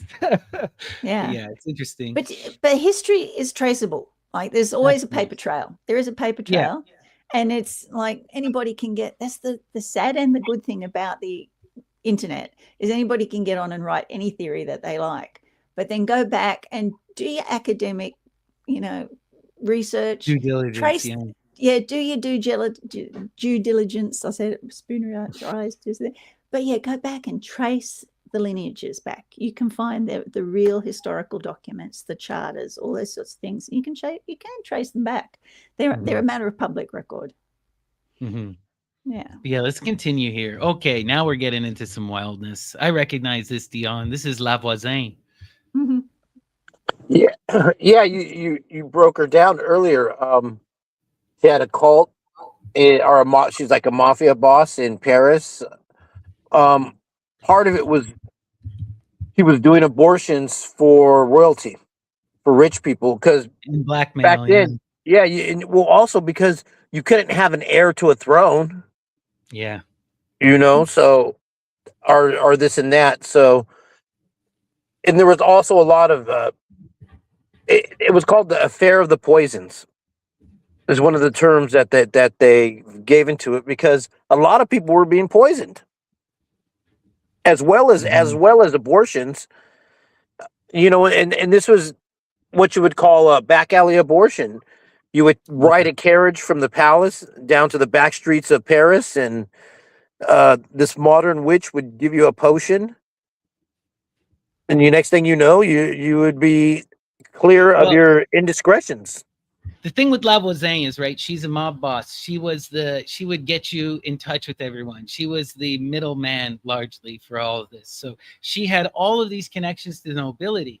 So say someone has a child out of wedlock or is pregnant and you want to hide it, you would go see Lavoisier, and then she would take you to one of these midwives who could then administer you the proper care. And then she would a lot of this is accusation. And a lot of this, we have to remember with Lavoisier, two really important things. When this case happened, it was such a huge problem, and it was such a horrible, it caused such a huge outcry in the public, and the public were so offended that this was allowed to even happen at all, that the king decided to occult the entire thing.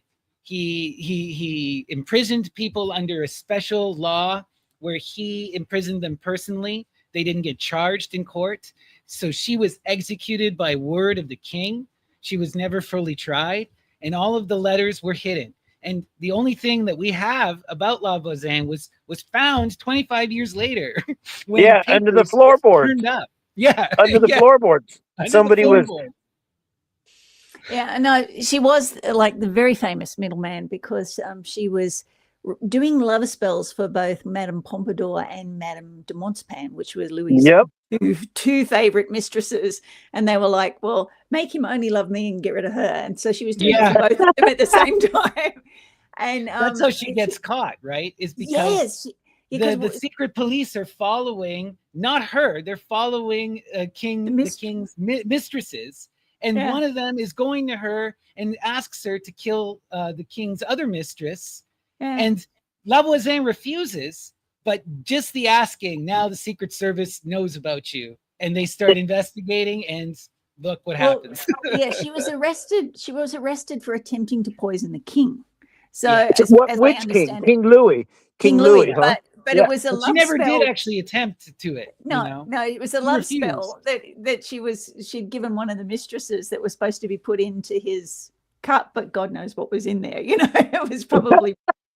So she's actually arrested for attempting to poison the king because these two were getting love spells and love potions from her and both, tipping it in his wine. So anyway, but what they discover though is this whole abortion blackmail racket where she has all of these noble people under her thumb, and that she's making millions, and like she is so rich. This is like people freak out over how much power she had, and she had amassed it in a very short amount of time because, right, abortions are such a problem at this time, and if she's the one who knows that so-and-so was pregnant by so-and-so, now she has all the power over these noble families. And then it gets even more worse when the accusation, and again, we don't have any evidence for this. This is all pure accusation. But the accusation was that she's taken these aborted fetuses and then using them in black magic rites. And one of the priests actually confessed. We do have one confession where he confessed to ripping apart baby bodies and drinking the blood on behalf of these nobles in order to give them immortality and to give them power, you know? Yeah, she was accused of child sacrifice, but it was abortions that she was using. But yeah, she was doing I mean, it's clear that she was doing the black mass. She was like, people were paying for that. But the question is, how much for Lavoisier? This is all a racket. For the priests that are involved, it's all a racket. She would pay a model. She would pay a poor girl off the streets to come in and get naked and lay on the altar. Yeah, this is not real. Right? It's a little bit like Anton LaVey in the modern day. He's a circus performer. He's putting on a performance. People forget that. Well, it's the same thing we see, like I said, in Africa where they're killing those albino children, right? The shamans who are killing these albino children and doing these immortality rites, they're just doing it to make money. And the people who are paying for this are creepy, weird, rich people who are out for power. There's always creepy, weird, rich people who are willing to do anything to try and live forever. And Lavoisier is just exploiting that, And I don't think she was actually doing any serious black magic. I think, but she was staging a play for people. Yes, and it was fucking terrifying. yeah. It was performance art at its darkest. You know, Right, yeah. right. But I think, And they would write about it. They would write about it at the time and build the mythos until it became like a modern, you know, like nowadays when we have the Zodiac killer or whatever, and we're worried about. People were afraid. It was a satanic panic. This has got to be a Netflix miniseries. You know, it's like it's got all the elements that would just. I don't know why no one has done it. Like it would be so. Like the mob boss Slavoj Zang would be such an amazing character. Yeah. The godmother, with all the dark, and you know, a little bit of supernatural in the background, and you know, politics and all of it. It's got it all. You know, it's got it all. Yeah, right? I think we should sit down and like brainstorm it and write it and submit it to Netflix. There you go. Submit it. Netflix. Well, you know, the thing is, this is not the first time that there was a group of female poisoners. It's throughout history. If you go to the next image, this is called Aquatrona, and this is Italy in the 1600s before Lavoisier, and what's her name is Geronima Spana. And she was a famous woman who made poisons. She was an astrologer and a poisoner. And she was giving poison to women who wanted to become widows for whatever reason. If maybe your husband beat you, or maybe you wanted to take his money for whatever reason. Until she was tried, and she did astrology and poisons. And it was called Aquatrona, this water, and arsenic based. Well, you know, makes me think like a while poison back, over a long period of time. So you know, Dion and I really want to do for our next series after the goth stuff. We want to dive into famous witches and look into like the witch executions. This is something that I've been researching with my wife, and we discovered this. Are you familiar with the first ever person who was burned for witchcraft recorded? Theoris of Thessaly. So this is really interesting. So this is from the ancient Greek world, and she was a Thessalian witch in the Hecatian tradition, and she is killed, and her whole family is killed. And all we have is a couple of speeches by Demosthenes and like people writing about that speech, and that's the only evidence we have of this. But it's the earliest documented witch burning. But it wasn't like what we would think of as a witch burning, because they're not persecuting her for doing magic. They're persecuting her for poisoning people. The accusation is that she gave people the wrong medicine and they died. And then she gets killed for it. But that's the mistranslation of Exodus, where it says you will not tolerate a witch amongst you in the King James. It's actually Mahashephet, which is don't tolerate a poisoner amongst you. Right. But there's always this connection, right? Even when we go back to the ancient Greek, these witches were dealing in poisons, right? Now, they were using this kind of magic to help and heal. But when you're dealing with poisons, you run the risk, right? You know, and later on it becomes more wild, right? You get those the serious poisoners and stuff. But really interesting. Yeah, I'm in my book, Who's Afraid of the Big Bad Witch? I've gone the other way. I've looked at the last witch trials and the last witch burnings. And did you know that the last state organized witch hunts, the ones that the government approved of, was here in Australia in the 1970s? Oh my gosh. Yeah, and I've actually been taken to court for witchcraft. So I know you think Australia's so progressive, but but no, I lost. I was accused of witchcraft publicly in court, and I had to use the Apuleius defense in court to try, like, going, if she's really afraid of me, why would she have me here in court? You know, so. But that's so ridiculous. Yeah, but she was ordered what do you call it, a protection order against me. And it was laughable. It was laughable, but it still happens. You know, the witch hunts are not over. No, they're not over. I remember reading about, so like there's still throughout many places in the States, all of these laws about selling witchcraft, doing and practicing tarot, selling fortune telling.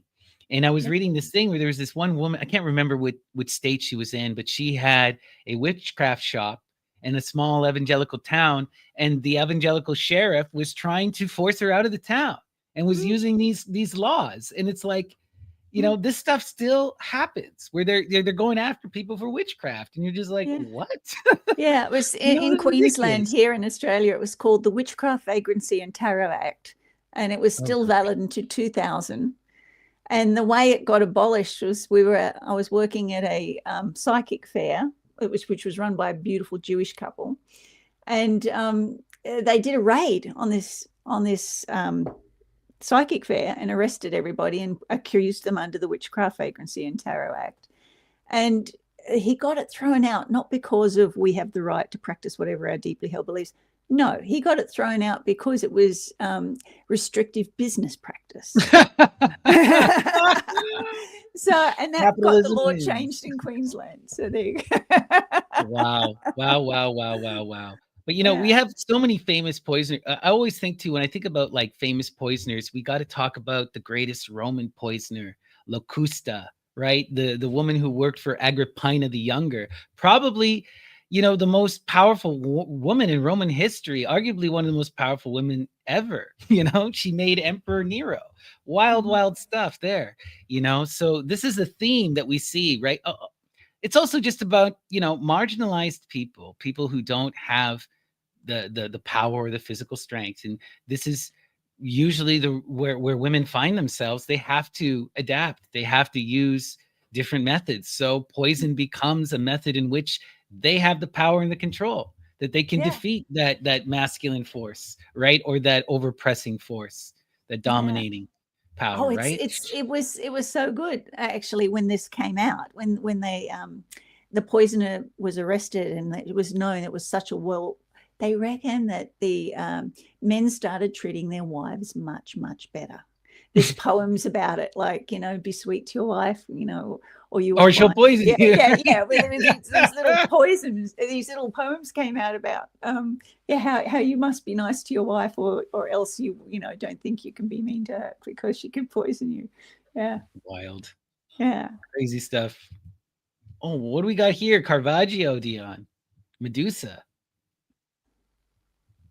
Yes, yeah, this is from 1597, Caravaggio, because that'll set the tone for the next person I want to investigate, which is Artemisia Gentileschi, which was an Italian painter. This lady, whose father studied with Caravaggio, and so she would help clean her father's brushes and apprentice with her father. So by the time she was 17, she was already good enough to paint to get commissions. And she became famous. Go to the next image. Yeah, here is her self-portrait of her as Saint Catherine of Alexandria, because something happened to her when she was 17. A group of people conspired to rape her. A famous painter named Agostino Tosi, a woman that was her nanny, because she was only 17 at the time and her father would be gone painting. She had to have someone to take care of her. And that woman, along with the local bishop and a famous Italian painter, conspired to rape her. Right. And when it got found out, they tortured her until they finally figured out that the guy actually did it. And they put him under what's called the Sibyl, where they put your fingers in this little vice and squeeze it together. And it's the Sibyl's the oracle. So basically it's a torture device called the oracle. And after this experience, she bounced back. And and part of the art, what's the style? Do you know the style that Caravaggio, the shadow painting? Yeah, chiaroscuro. Chiaroscuro. Yeah, and so she also understood that as well. Because shadow painting it fits in with the goth theme, you know. Absolutely. The difference between, you know, using the shadow to express something. And so from this moment onwards, she did a series of paintings that were based on female martyrs. Right. And so here she's Saint Catherine.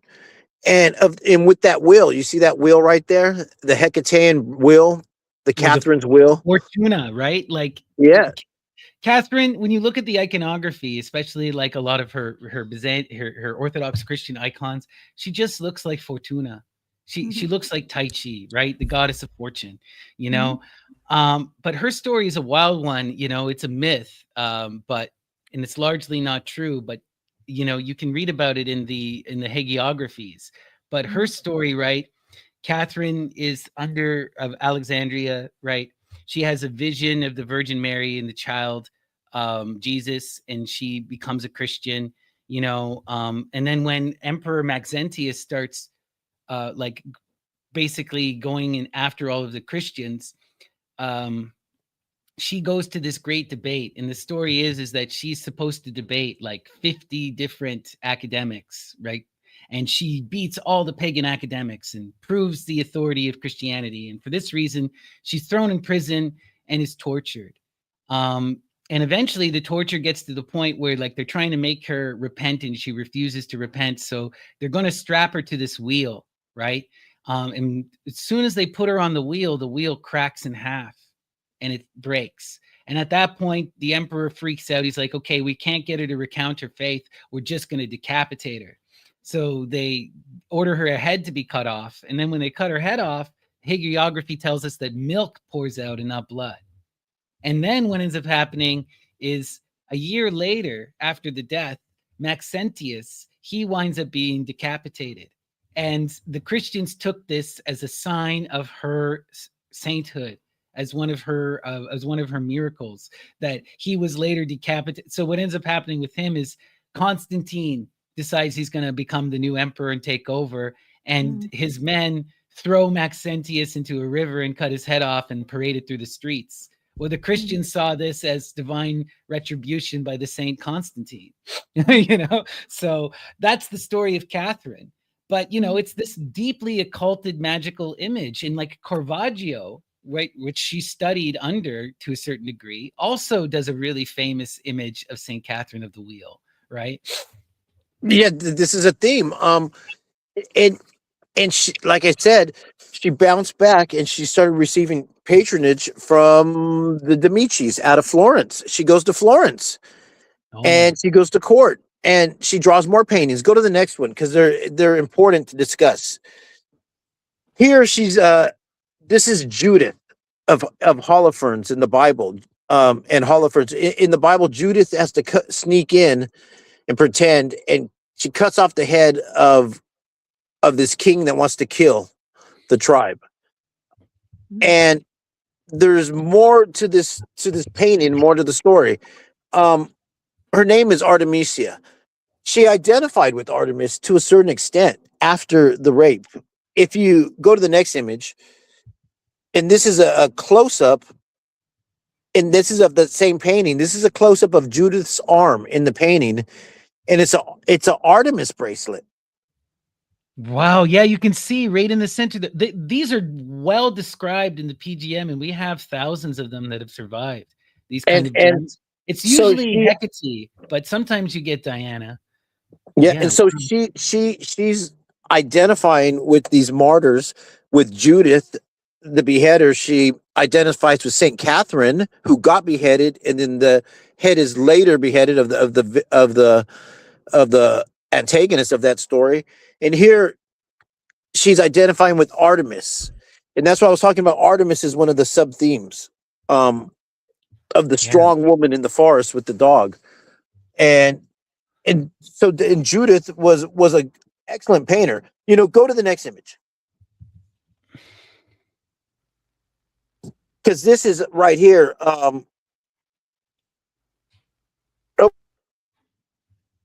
Is that the wrong image, or is this the? Are you there, Dion? We've lost him. We've lost him. Yeah. All right. Yeah, I'm back now. I'm back now. Yeah. And so is that Mathilde? Can you hear me? Yeah. Sorry, is that Mathilde? I was going to say. Yeah. If I think it is this picture, because it got skipped in order, and you could see though there's a head at the bottom. Yeah. That image of the head at the bottom of with Catherine. And there's another Catherine that had another beheading. That was Catherine the Great. We talk about Catherine the Great in other episodes. Well, Peter the Great decapitated one of her lovers and pickled his head in a jar and would leave it in their room at night sometimes Jesus. to warn her about cheating. And this is funny because the beheading myth, we talked about the head in Salome. The head I in want your Judas. head, Joe Yes. Khan. Yep. And the head of Brahm, the head of Brahm in England, it was buried at the tower, and you could prophesize with it. Well, King Henry VIII had his wife beheaded, Catherine Howard, and in the Tower of London. There is this theme of beheading and with women. Yes. Like we were talking about Marie Antoinette. Yeah, off with your head. It's the power center of for some people, the head has power. And there's some people that have kept their lovers' heads around for years. Well, this is a deeply magical thing. We kind of talked about this a bit, right? Like, we see this within the PGM, right? One of the central spells in the PGM is the Stella of Jew, which later then becomes rewritten by Crowley, and the Golden Dawn is the Headless Rite, right? And this is the shattering of the ego and the going through the process of divine imitation, right? To have that hidden God be in possession of the body. But this is such a profound thing, right? This is a true initiation and a transformation, right?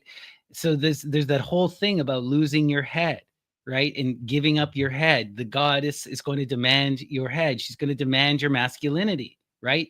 This, again, we're going back to that imagery of Attis. In order to go through the divine imitation, you have to lose your ego. You have to pass through the gates of fear and go into that process of loving imitation, where you become enthused and embody the spirit of another, right? At the Tower of London, there's a beautiful glass memorial to both Catherine Howard and Anne Boleyn, who were cousins, right? At the Tower of London, where they're buried. And you go there, and there's so many women sitting there just meditating, where their remains are. It's beautiful. And while I was sitting there with my girlfriend, the ravens from the tower came down and sat with us. Like, they will sit, but you're not supposed to touch them. But they were jumping all over us, and we were feeding them. And the guardians of the tower were like, "That doesn't usually happen." That doesn't usually happen. But yeah, it's a beautiful, beautiful glass memorial to these beheaded women. So it's lovely, actually. And women go there and meditate and sit there. Yeah. Yes, there's a sub theme through history with the Catherine archetype, and off with your head. Oh, here we are. Oh, Elizabeth Bathory. Oh gosh. Elizabeth Bathory, right? Wearing all black. A naughty Hungarian. Oh, this is one of those ones, right, where like modern historians are so divided on her. Yeah. When you go and you dive deep, like when I started to do the research, it's very clear that her husband was a very notorious rake and was very abusive and horrific to his peasants. The question is, how horrific was she, and did she continue the practices? The issue with this is that we're dealing at a time where, after her husband dies, Bathory becomes the largest landholder in all of Hungary and becomes one of the most powerful nobles. And what ends up happening is the people who accuse her take her land and then become the great landholders. So there's all of this accusation about what actually went down, So I do believe, and most scholars do believe, there was a lot of extreme abuse and decadence, right? But most of it seems to have happened at the hands of her husband. It probably did continue under her, but it seems like a lot of that stuff, like bathing in the blood of the virgins, and the rapes, that seems to have been extremely, that seems to be satire for the purpose of stealing her power. Yeah, satanic panic again. There's something there. There's something there. I mean, even if you look at her hands in this portrait, it's quite famous. Try and count the number of fingers. The hands. Yeah, 6. Right. So Mm. does she have an extra one, or is there one missing? It's not quite Oh, right. It's like an early example of, AI portraiture, that's Right. not quite right with the hands. But yeah, it's unusual. But and I think even by this portrait, they're saying something's not quite right there. There does, I think that there's certainly lesbian overtones to her story. Yes. because And they I were think, young girls, yes, sexualized. Yeah. yeah. And whether or not she was bathing in their menstrual blood, or whether it was, but there was something going on there. There was something, because she was walled up as a criminal, right? She So was, and she did yeah, die in her castle, and yeah, you can't just do that to someone, you yeah. know?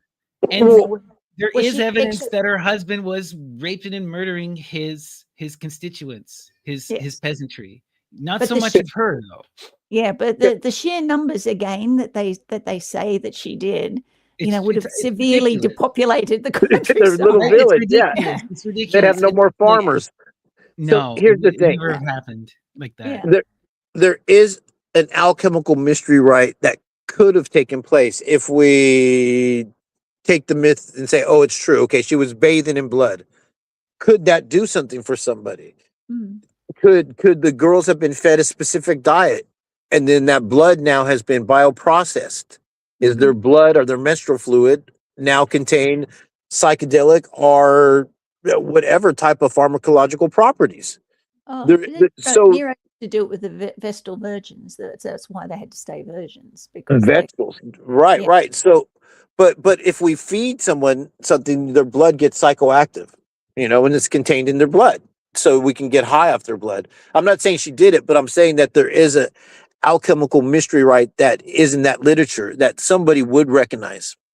Well, mhm, that's where the satanic panic also comes in, because right, this is something that society is aware of, but yet not aware of, right? mhm, It's underpinning, right?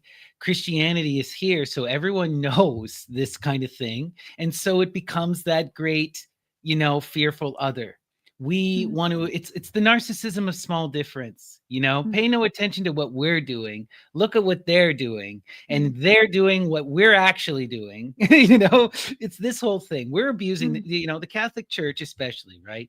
They're mhm, abusing these children, and we have all of this documented evidence. If anyone wants to read it, go read Amon's book, Original Sin, where he's mhm, going through these texts and he just lays it out for you. They're abducting these orphan children off the streets, and they're doing these ridiculous rites. Now, could she have been doing the same thing? Yes, she could have.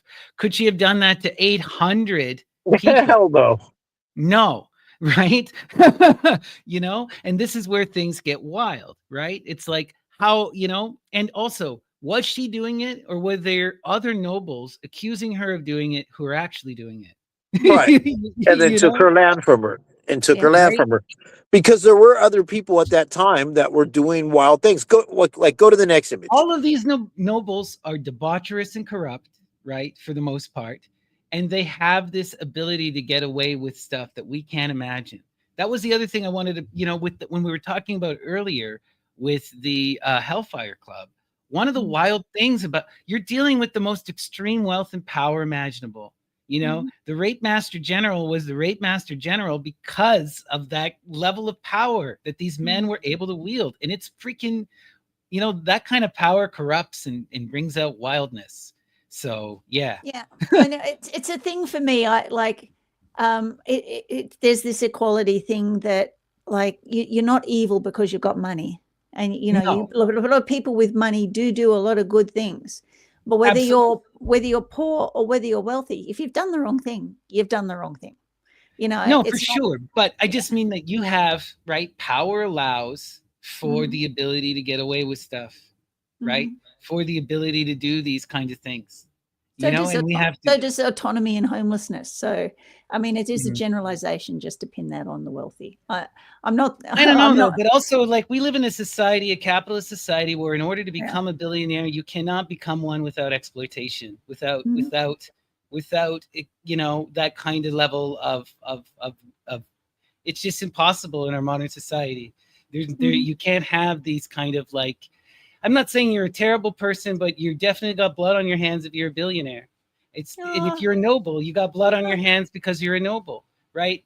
There's a certain thing with that kind of affluence, right? Yeah. It's just all of us in the West, we get to live in a level of luxury that other people don't because of imperialism, and it's just a reality, that we have to confront and face. Yeah, I don't know. I understand what you're saying, and there are people like that, but it's a generalization to say it's all. Like, I'm not saying it's all. I never once claimed it was all, but I'm saying that there is this. I mean, okay, I will say, like, billionaires, when you're talking about billions and individuals who wield that kind of power, this kind of level of extreme power, it's you just can't wield that power without hurting someone. It's an impossibility. Well, did we lose Dion? Have we said something that's upset him? Is he gone? Oh, no. We wouldn't have said anything that would upset him. No way. Oh, good. No way. Oh, good. And I think it's great to have these debates. I really do. I think we've got to have these discussions because there is so much out there that's saying, like honestly, I know billionaires that have created value, and their wealth has come from the creation of value, not the exploitation of others. So, there is that. And I have worked very intimately with a gentleman who's created so much value in Australia. That's where his money comes from. It's not from exploiting others. And the people that work for him are wealthy because they work for him. And he takes but it's care the of nature them. of the capital system in general. You cannot exist within this current system without just us. We here as Westerners, we live and get to enjoy the fruits of wealth at the exploitation of the rest of the world. It's just a reality. And a billionaire, it's up to the nth degree now, and you have an obligation when you wield that kind of power, to society. And I don't know. Anyway, we should continue. I know. Yeah, but I've been to India, and everybody in India's got a mobile phone, no matter what level they're from. Yeah, but because that's but that's also just a different, because of the way that they've been able to manage their culture, and because capital is willing to shift things and make it cheaper. If all of a sudden us in the West couldn't afford cell phones would be much cheaper. So who's getting exploited then? We are in the West. So yes and no. Yeah. Right? Like, okay, the West, the system of imperial capitalism exists to serve the billionaire class, right? And we get trickle down benefits from it as working people, and we also get exploited by it by working people. We're not exempt from that exploitation, but we can't also deny the level of wealth and prosperity that we live in. It's just a fact of reality. Anyone who lives in the West, in Australia or North America, is living infinitely better than anyone in India, and has a lot more wealth and free capital and freedom of movement. And that is a result of imperial colonial power and the exploitation of others, right? There's a lot of wealthy Indian people that I know. Oh yeah, there's a ton of wealthy Indian people. I'm not saying that, but all of this kind of wealth, all of this power is generated through this insane capital system. I always go back to the ancient Greeks, and I always, what did Socrates say? What did Numa say? They said that it was the desire for commodity that led to imperialism, and that it is this obsession with the creation of commodity and pleasure that leads to all of this insane decadence. And it's just something that's proven time and time again. In the ancient Greek times, it was the spice trade. In early America, it was the sugar trade. In our time, it is the oil trade, but whatever commodity we need and want will justify the destruction of the other, and I don't, do we blame the person who's eating sugar at the, at the end of the day, if we didn't desire all that sugar, we wouldn't have had the slave trade. It's just, it gets all complicated. Yeah, but I've written like a lecture on morals, right, and ethics, and these groups, these people that consume other people, right? If it becomes a cannibalistic society, which is what you're talking about, this is the basis of all of our ethics. A society that consumes itself cannot survive. Right? And you'll find that the billionaires that work on self-consumption of people, they don't survive. The ones that actually Right. go out and go, we've got to strengthen society, we've got to make it better, we've got to improve the lives of these people, we've got to take it further. And there are responsible ones out there that do see this as a whole picture of improving, creating value and wealth for everybody within their chain. Then those ones do prosper. They do survive. They're in it for the long term, not the short term. Mm. Yeah. So You know, there are two sides of it. I mean, it's just like, we see this again, though, right? Like, it is the king that resists change that eventually consumes their children, right? And it's this, it is the billionaire, rich, noble class that does this, and this is in the great poetic cycles, right? Oh, Where yeah. that You got to youth has to rise up and overthrow the decadent, corrupted tyrant. And this is the Greeks call it, what is it? Proxylea, where it's this idea of greed, but greed that reduces people to objects. Yeah, right? we had an Indigenous group here in Australia that was like there's 40 odd Indigenous nations here that base their Indigenous nation on ritual cannibalism and fear, right? And they ended up consuming themselves. They weren't billionaires. You can get cavemen that start eating their own children. They're not going to be around for very long because there is no future generation. No, but what is the ultimate ideal here? What are we talking about here? When we're getting in, why does the king consume his children? Because he is trying to stop time and empower himself. He's trying to be the dictator and the tyrant. And if we look at the vast majority of billionaires, how do they behave and act? You can't say this about, you cannot say that someone like Elon Musk or Peter Thiel is not behaving in that decadent, extreme way where they're trying to dominate the world, right? No, you can't say that about Bill Gates either, right? No, there's a certain multi-millionaire at the moment who's openly on the internet drinking his son's blood. Right. And Right. Yeah. So we do. This is what. But my point I was trying to make is like that. This kind of level of wealth allows for this insanity, right? Yeah. There would probably be a lot of poor people who would do this kind of stuff too if they could get away with it, or And if they had the means. They do. They try, right? Some do, right? Yeah. But like what I mean is like you can't have, none of this kind of crazy ritualized decadence, right? This is happening within the aristocracy, right? That doesn't mean that the poor aren't committing their own kinds of crimes. It's just a different kind of crime, right? And it may even be for the same reasons, right? But it doesn't appear in this kind of ridiculous, pompous way. Yeah. And it's more offensive when it's ridiculously pompous. Right.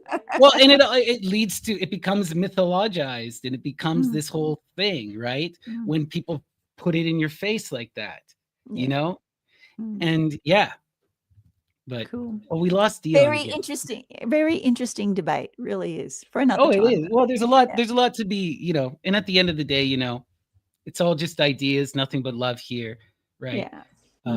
Yeah. But Elizabeth Bathory is a wild character, Yeah. There's so much going on here. Oh gosh. So Dion has us talking about Bruno, Giordano Bruno. Are you familiar with Bruno at all? Yeah. I mean, in his own way, he became, he was burnt at his own stake in a way, wasn't he? Yeah.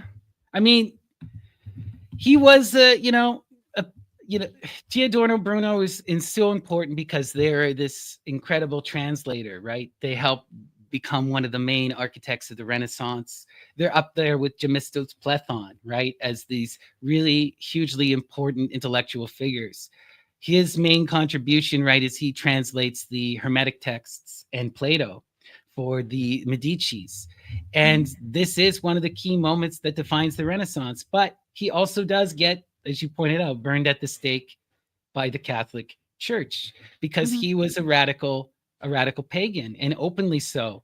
And this is such a wild time because it's like in Italy at this early part of the Renaissance, we're really seeing this revolution come about. And Giordano is the attempt to try and stop it. The Catholic Church is trying to stop it because, 25 years before Giordano comes, you have Gemistos Plethon coming from Byzantium, and he hooks up with the Medicis, and he builds the first schools of the Renaissance. Then you get Giordano Bruno translating stuff. You also get Petrarch, who starts translating Cicero, And by then, now the Renaissance is in full bloom. There's this whole revitalization of philosophy, and people are reading again. And we got to remember, like at that point in the Middle Ages, right, the Catholic Church had held, throughout the collapse of Rome, it was such a long, beleaguered, and violent process. And the church had such a, I don't necessarily agree with the Dark Ages portrayal, but we can't deny this extreme religious orthodoxy that tried to wipe out all knowledge that wasn't it. That did happen. It didn't last for very long, about 100, 200 years max, but it did happen, Yeah, well, I think we still suffer a bit from that today as well. I mean, there is a narrative, and if you're against the narrative, it's certainly not going to hit the algorithms. Right. There is a certain suppression of knowledge and information out there. Well, we see that the internet, right? The internet is not it's wild to me, because it's the best of places and the worst. For the first time in human history, we have access to information in a way that we can't imagine. We can get access to a lot of these classical texts and stuff that we couldn't ever before. But at the same time, all of that information is curated and is sent to us from a very deliberate perspective. And if we get to see other perspectives, if they get too popular, they either get folded into the mainstream perspective or they are silenced, right? Yeah. And this is just how it is. And it's only gotten worse because of like we watched it happen in our lifetimes, from the George Bush Iraq war until now. It's like we've seen this absolute degradation of the freedom of speech in mainstream media, and this absolute collusion of ideas, and it has become to the point where it's like, are you even doing journalism? You're not even like a lot of these mainstream news, they're not even answering the basics of journalism. They don't provide you with both sides of a situation. Exactly. Like, take, for example, something like the Ukrainian-Russian war, I try to avoid a lot of this stuff. And then eventually I had to go do my deep dive and my research. But when I first heard about this, right, I had that lens of propaganda flashed upon me, where it's like, this war happened when Russia invaded and took Crimea, and this is just the defense of Ukraine kind of thing. And it is so much more complicated than that. It is so much infinitely more like, I'm not picking sides, and I'm not trying to get into right or wrong here. I'm just trying to say the narrative that I was presented, that NATO narrative, it doesn't show us the other side, right? Regardless, all the 500 years of history that's led to this point. That's led to that point. And it's like, regardless of what you think about the Russians, they have a perspective that we need to hear, and we need to listen and try to understand. How can we come to any kind of agreement and end any kind of war if you don't even know what the other side is saying? If you just have this Russophobia, it's become absolutely insane to me, but this is the mainstream media. 100% agree. Yeah. Right. Yeah. I mean, like I was trying to help a friend do an investigation into a murder that happened in the 90s. There was, you can't find, because it's considered sealed, done. It's in the archives. It's really hard to find the old news stories and things like that. So it's on a large scale as well as a small scale. They don't want their narrative challenged, whether it's in one court case or nations. So right, exactly. Or like Wikipedia. I love Wikipedia because you can get so much information, but how? It's all about how you present information, right? Like you can, I was looking up, you look up some people, and then all of a sudden, how do they frame who they are? Well, this person was accused of this, right? I read a Wikipedia article where it opens up with this. This person was accused. They went to court. They were found innocent. But the Wikipedia article says, but yeah, they were accused of that. So you're leading your audience to assume that this person is a criminal, right? And it's like, I just did a documentary video on L.W. de Lawrence and his publishing company in the US, and the Wikipedia article is a witch hunt. It really is. It just goes, oh, he did all these things wrong, and then in the end, it says, like, it's almost like a footnote, but it was dismissed, and there was no wrong. It was a witch hunt in those days because of race. You know, he Right. was one of the first churches that was admitting black people equally to white people against the law at that stage, and publishing works by people from all around the world. So yeah, he must have been a bad guy, but Wikipedia is still reflecting that today. You know, Right. it's This is very the sad to see. Yeah. Yeah. It's all manipulated by these big, by these big interests, Mhm. and it's just frustrating, Mhm. because and it's going to start to double down in a more insane way. Like, one of the things that just kind of just shocked me, okay? A friend of Mhm. mine sent me I know we're going off in a diatribe, but whatever. A friend of mine sent me this video with Hillary Clinton, and you know, I don't really think about her at all, but she said something that was just absolutely just egregious to me, which was that she was saying that we've lost the young people because the young people are propagandized by TikTok. They get to see the atrocities that are happening in Israel, and therefore they no longer are believing our propaganda. So her whole thing that she was trying to argue is we need to control the internet and control what our kids think and see. And I'm just like, this is the most evil kind of stuff. You're trying to tell people not to believe their eyes, and you're trying to keep them from witnessing reality. And Yeah, you phrase this as the moral position, you yeah. know? We've got a law getting passed. It's passed, and by December 10th in Australia, if you're under 18, that you cannot access social media, including YouTube and things like that. So they're actually going to stop. I think it's under 16. If they're under 16, they're not allowed to access. So all these people with YouTube and TikTok accounts are going to lose their accounts if they're under 16. And it's all this fear monger. It's always about protect the children, protect their morals, protect their values. And like, don't get me wrong, social media can be a bloody cancer, and it can mess people up, but it can also give you so much access to information, and it can Yes. show you different perspectives all across the world. I'm Yeah, here it's a bit- talking to you in Australia because of I YouTube, know. right? I know. It's a bit late to try and close the gate after the horse has bolted. I mean, Right. there's been a generation of kids that have grown up with this, and they're okay. Exactly. This is what I mean. It's the same This kind is of fear again mongering about video games or the or four tenets movies. of propaganda again. Yeah. There's atrocities. They're drinking blood. They're sacrificing our children. They're undermining society. It's not good for us. We've got to control it. The children and the control it. sacrifice are always there. It may not Stick be your head literal. in the sand and listen to what we tell you and accept it. Yeah. Don't think for yourself. Don't go out and try to learn. And it's what I love about this kind of Renaissance stuff when we look at people like Giordano Bruno, and what's so incredible, and what I as much as we have access to information and we have all of this incredible affluence and ability to we have time that the people of the past didn't. We have tools and access that they didn't. Why don't we see these brilliant polyglots like Bruno? Right? Yeah. Why aren't we seeing a flourishing of knowledge? And it's because most of us are wasting our time in distraction and in consumption. It's like, and I mean, we're all guilty of this to a certain extent. That's life. We don't want to live a life of of study, but at the Monastic same life. time, A monastic life. but at the same time, it's just like, with all of these grand breakthroughs in technology, it's almost always we lose something too, right? Yeah. We gain the ability to have all of this stuff, be fed to us, and now our kids aren't reading and writing. Yeah, they're using AI instead of doing their submissions themselves. But he died for this, to show everybody without recanting that we have the right to all information.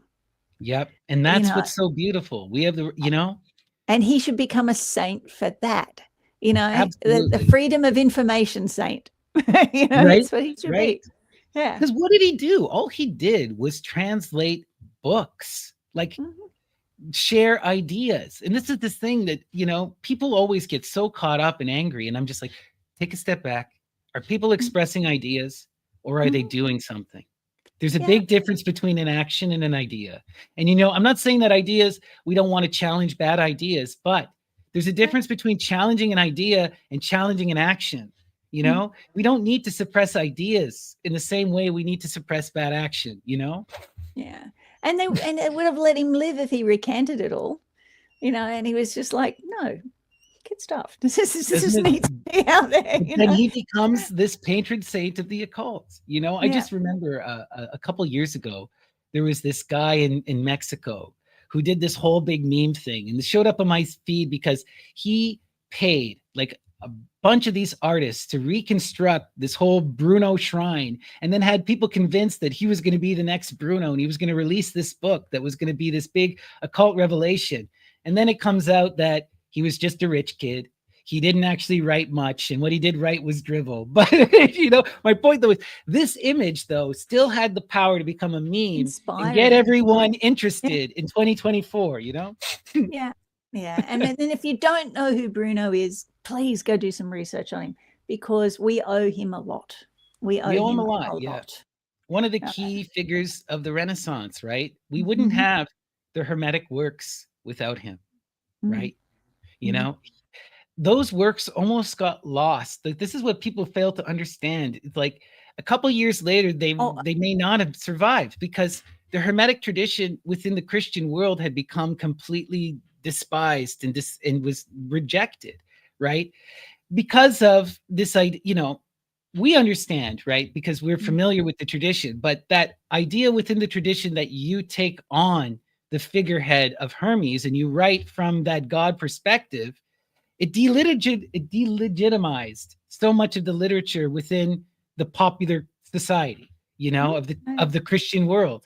And it allowed them to try and say, well, this Hermes isn't a real guy, so none of these books are real and none of this information is real. What was the name of the guy that the Catholic Church paid to actually tear it down? Not Theodosius. Again, something I'll put in the comments for you under the video. Appreciate it. But yeah, but he was paid to actually go and attack it. You know, it was like to say it was all delegitimatized and all that sort of stuff. And then we get, like, we've got the Hermetica, which survives, you know, the Corpus Hermetica, which survives because of him. And then we get the Theosophical Society with the later edition of the Seven Principles, the Seven Hermetic Principles.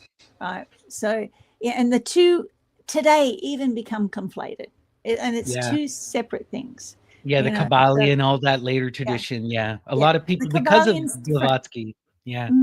No, it's not classic Hermeticism, but it is inspired by Hermetic principle. Exactly. Right. And on that ground, it's probably a later, but the two do get conflated. You know, is that later taking on that persona, and I'm going to write under that persona. Yeah. Oh yeah, well, you know, but these are also the traditions evolve and they morph and they conflate. You know, it's the same thing. Like, you know, I've talked to some people who got, you know, they're like snappy, you know, that conflation of Persephone, Hecate, Diana, and Artemis. That's a later thing.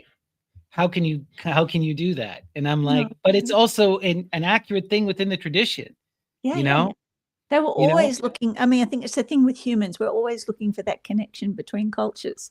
Oh, yeah, you worship that god. Hey, that's like my god. Yeah, we're always looking for that connection, and it very much happened in ancient Rome as well as ancient Greece. You know, when they were bringing in the mother from the east and things like that. So there's all this cultural exchange, right? Like when you start to study this, you clearly see Dionysus is probably a foreign god.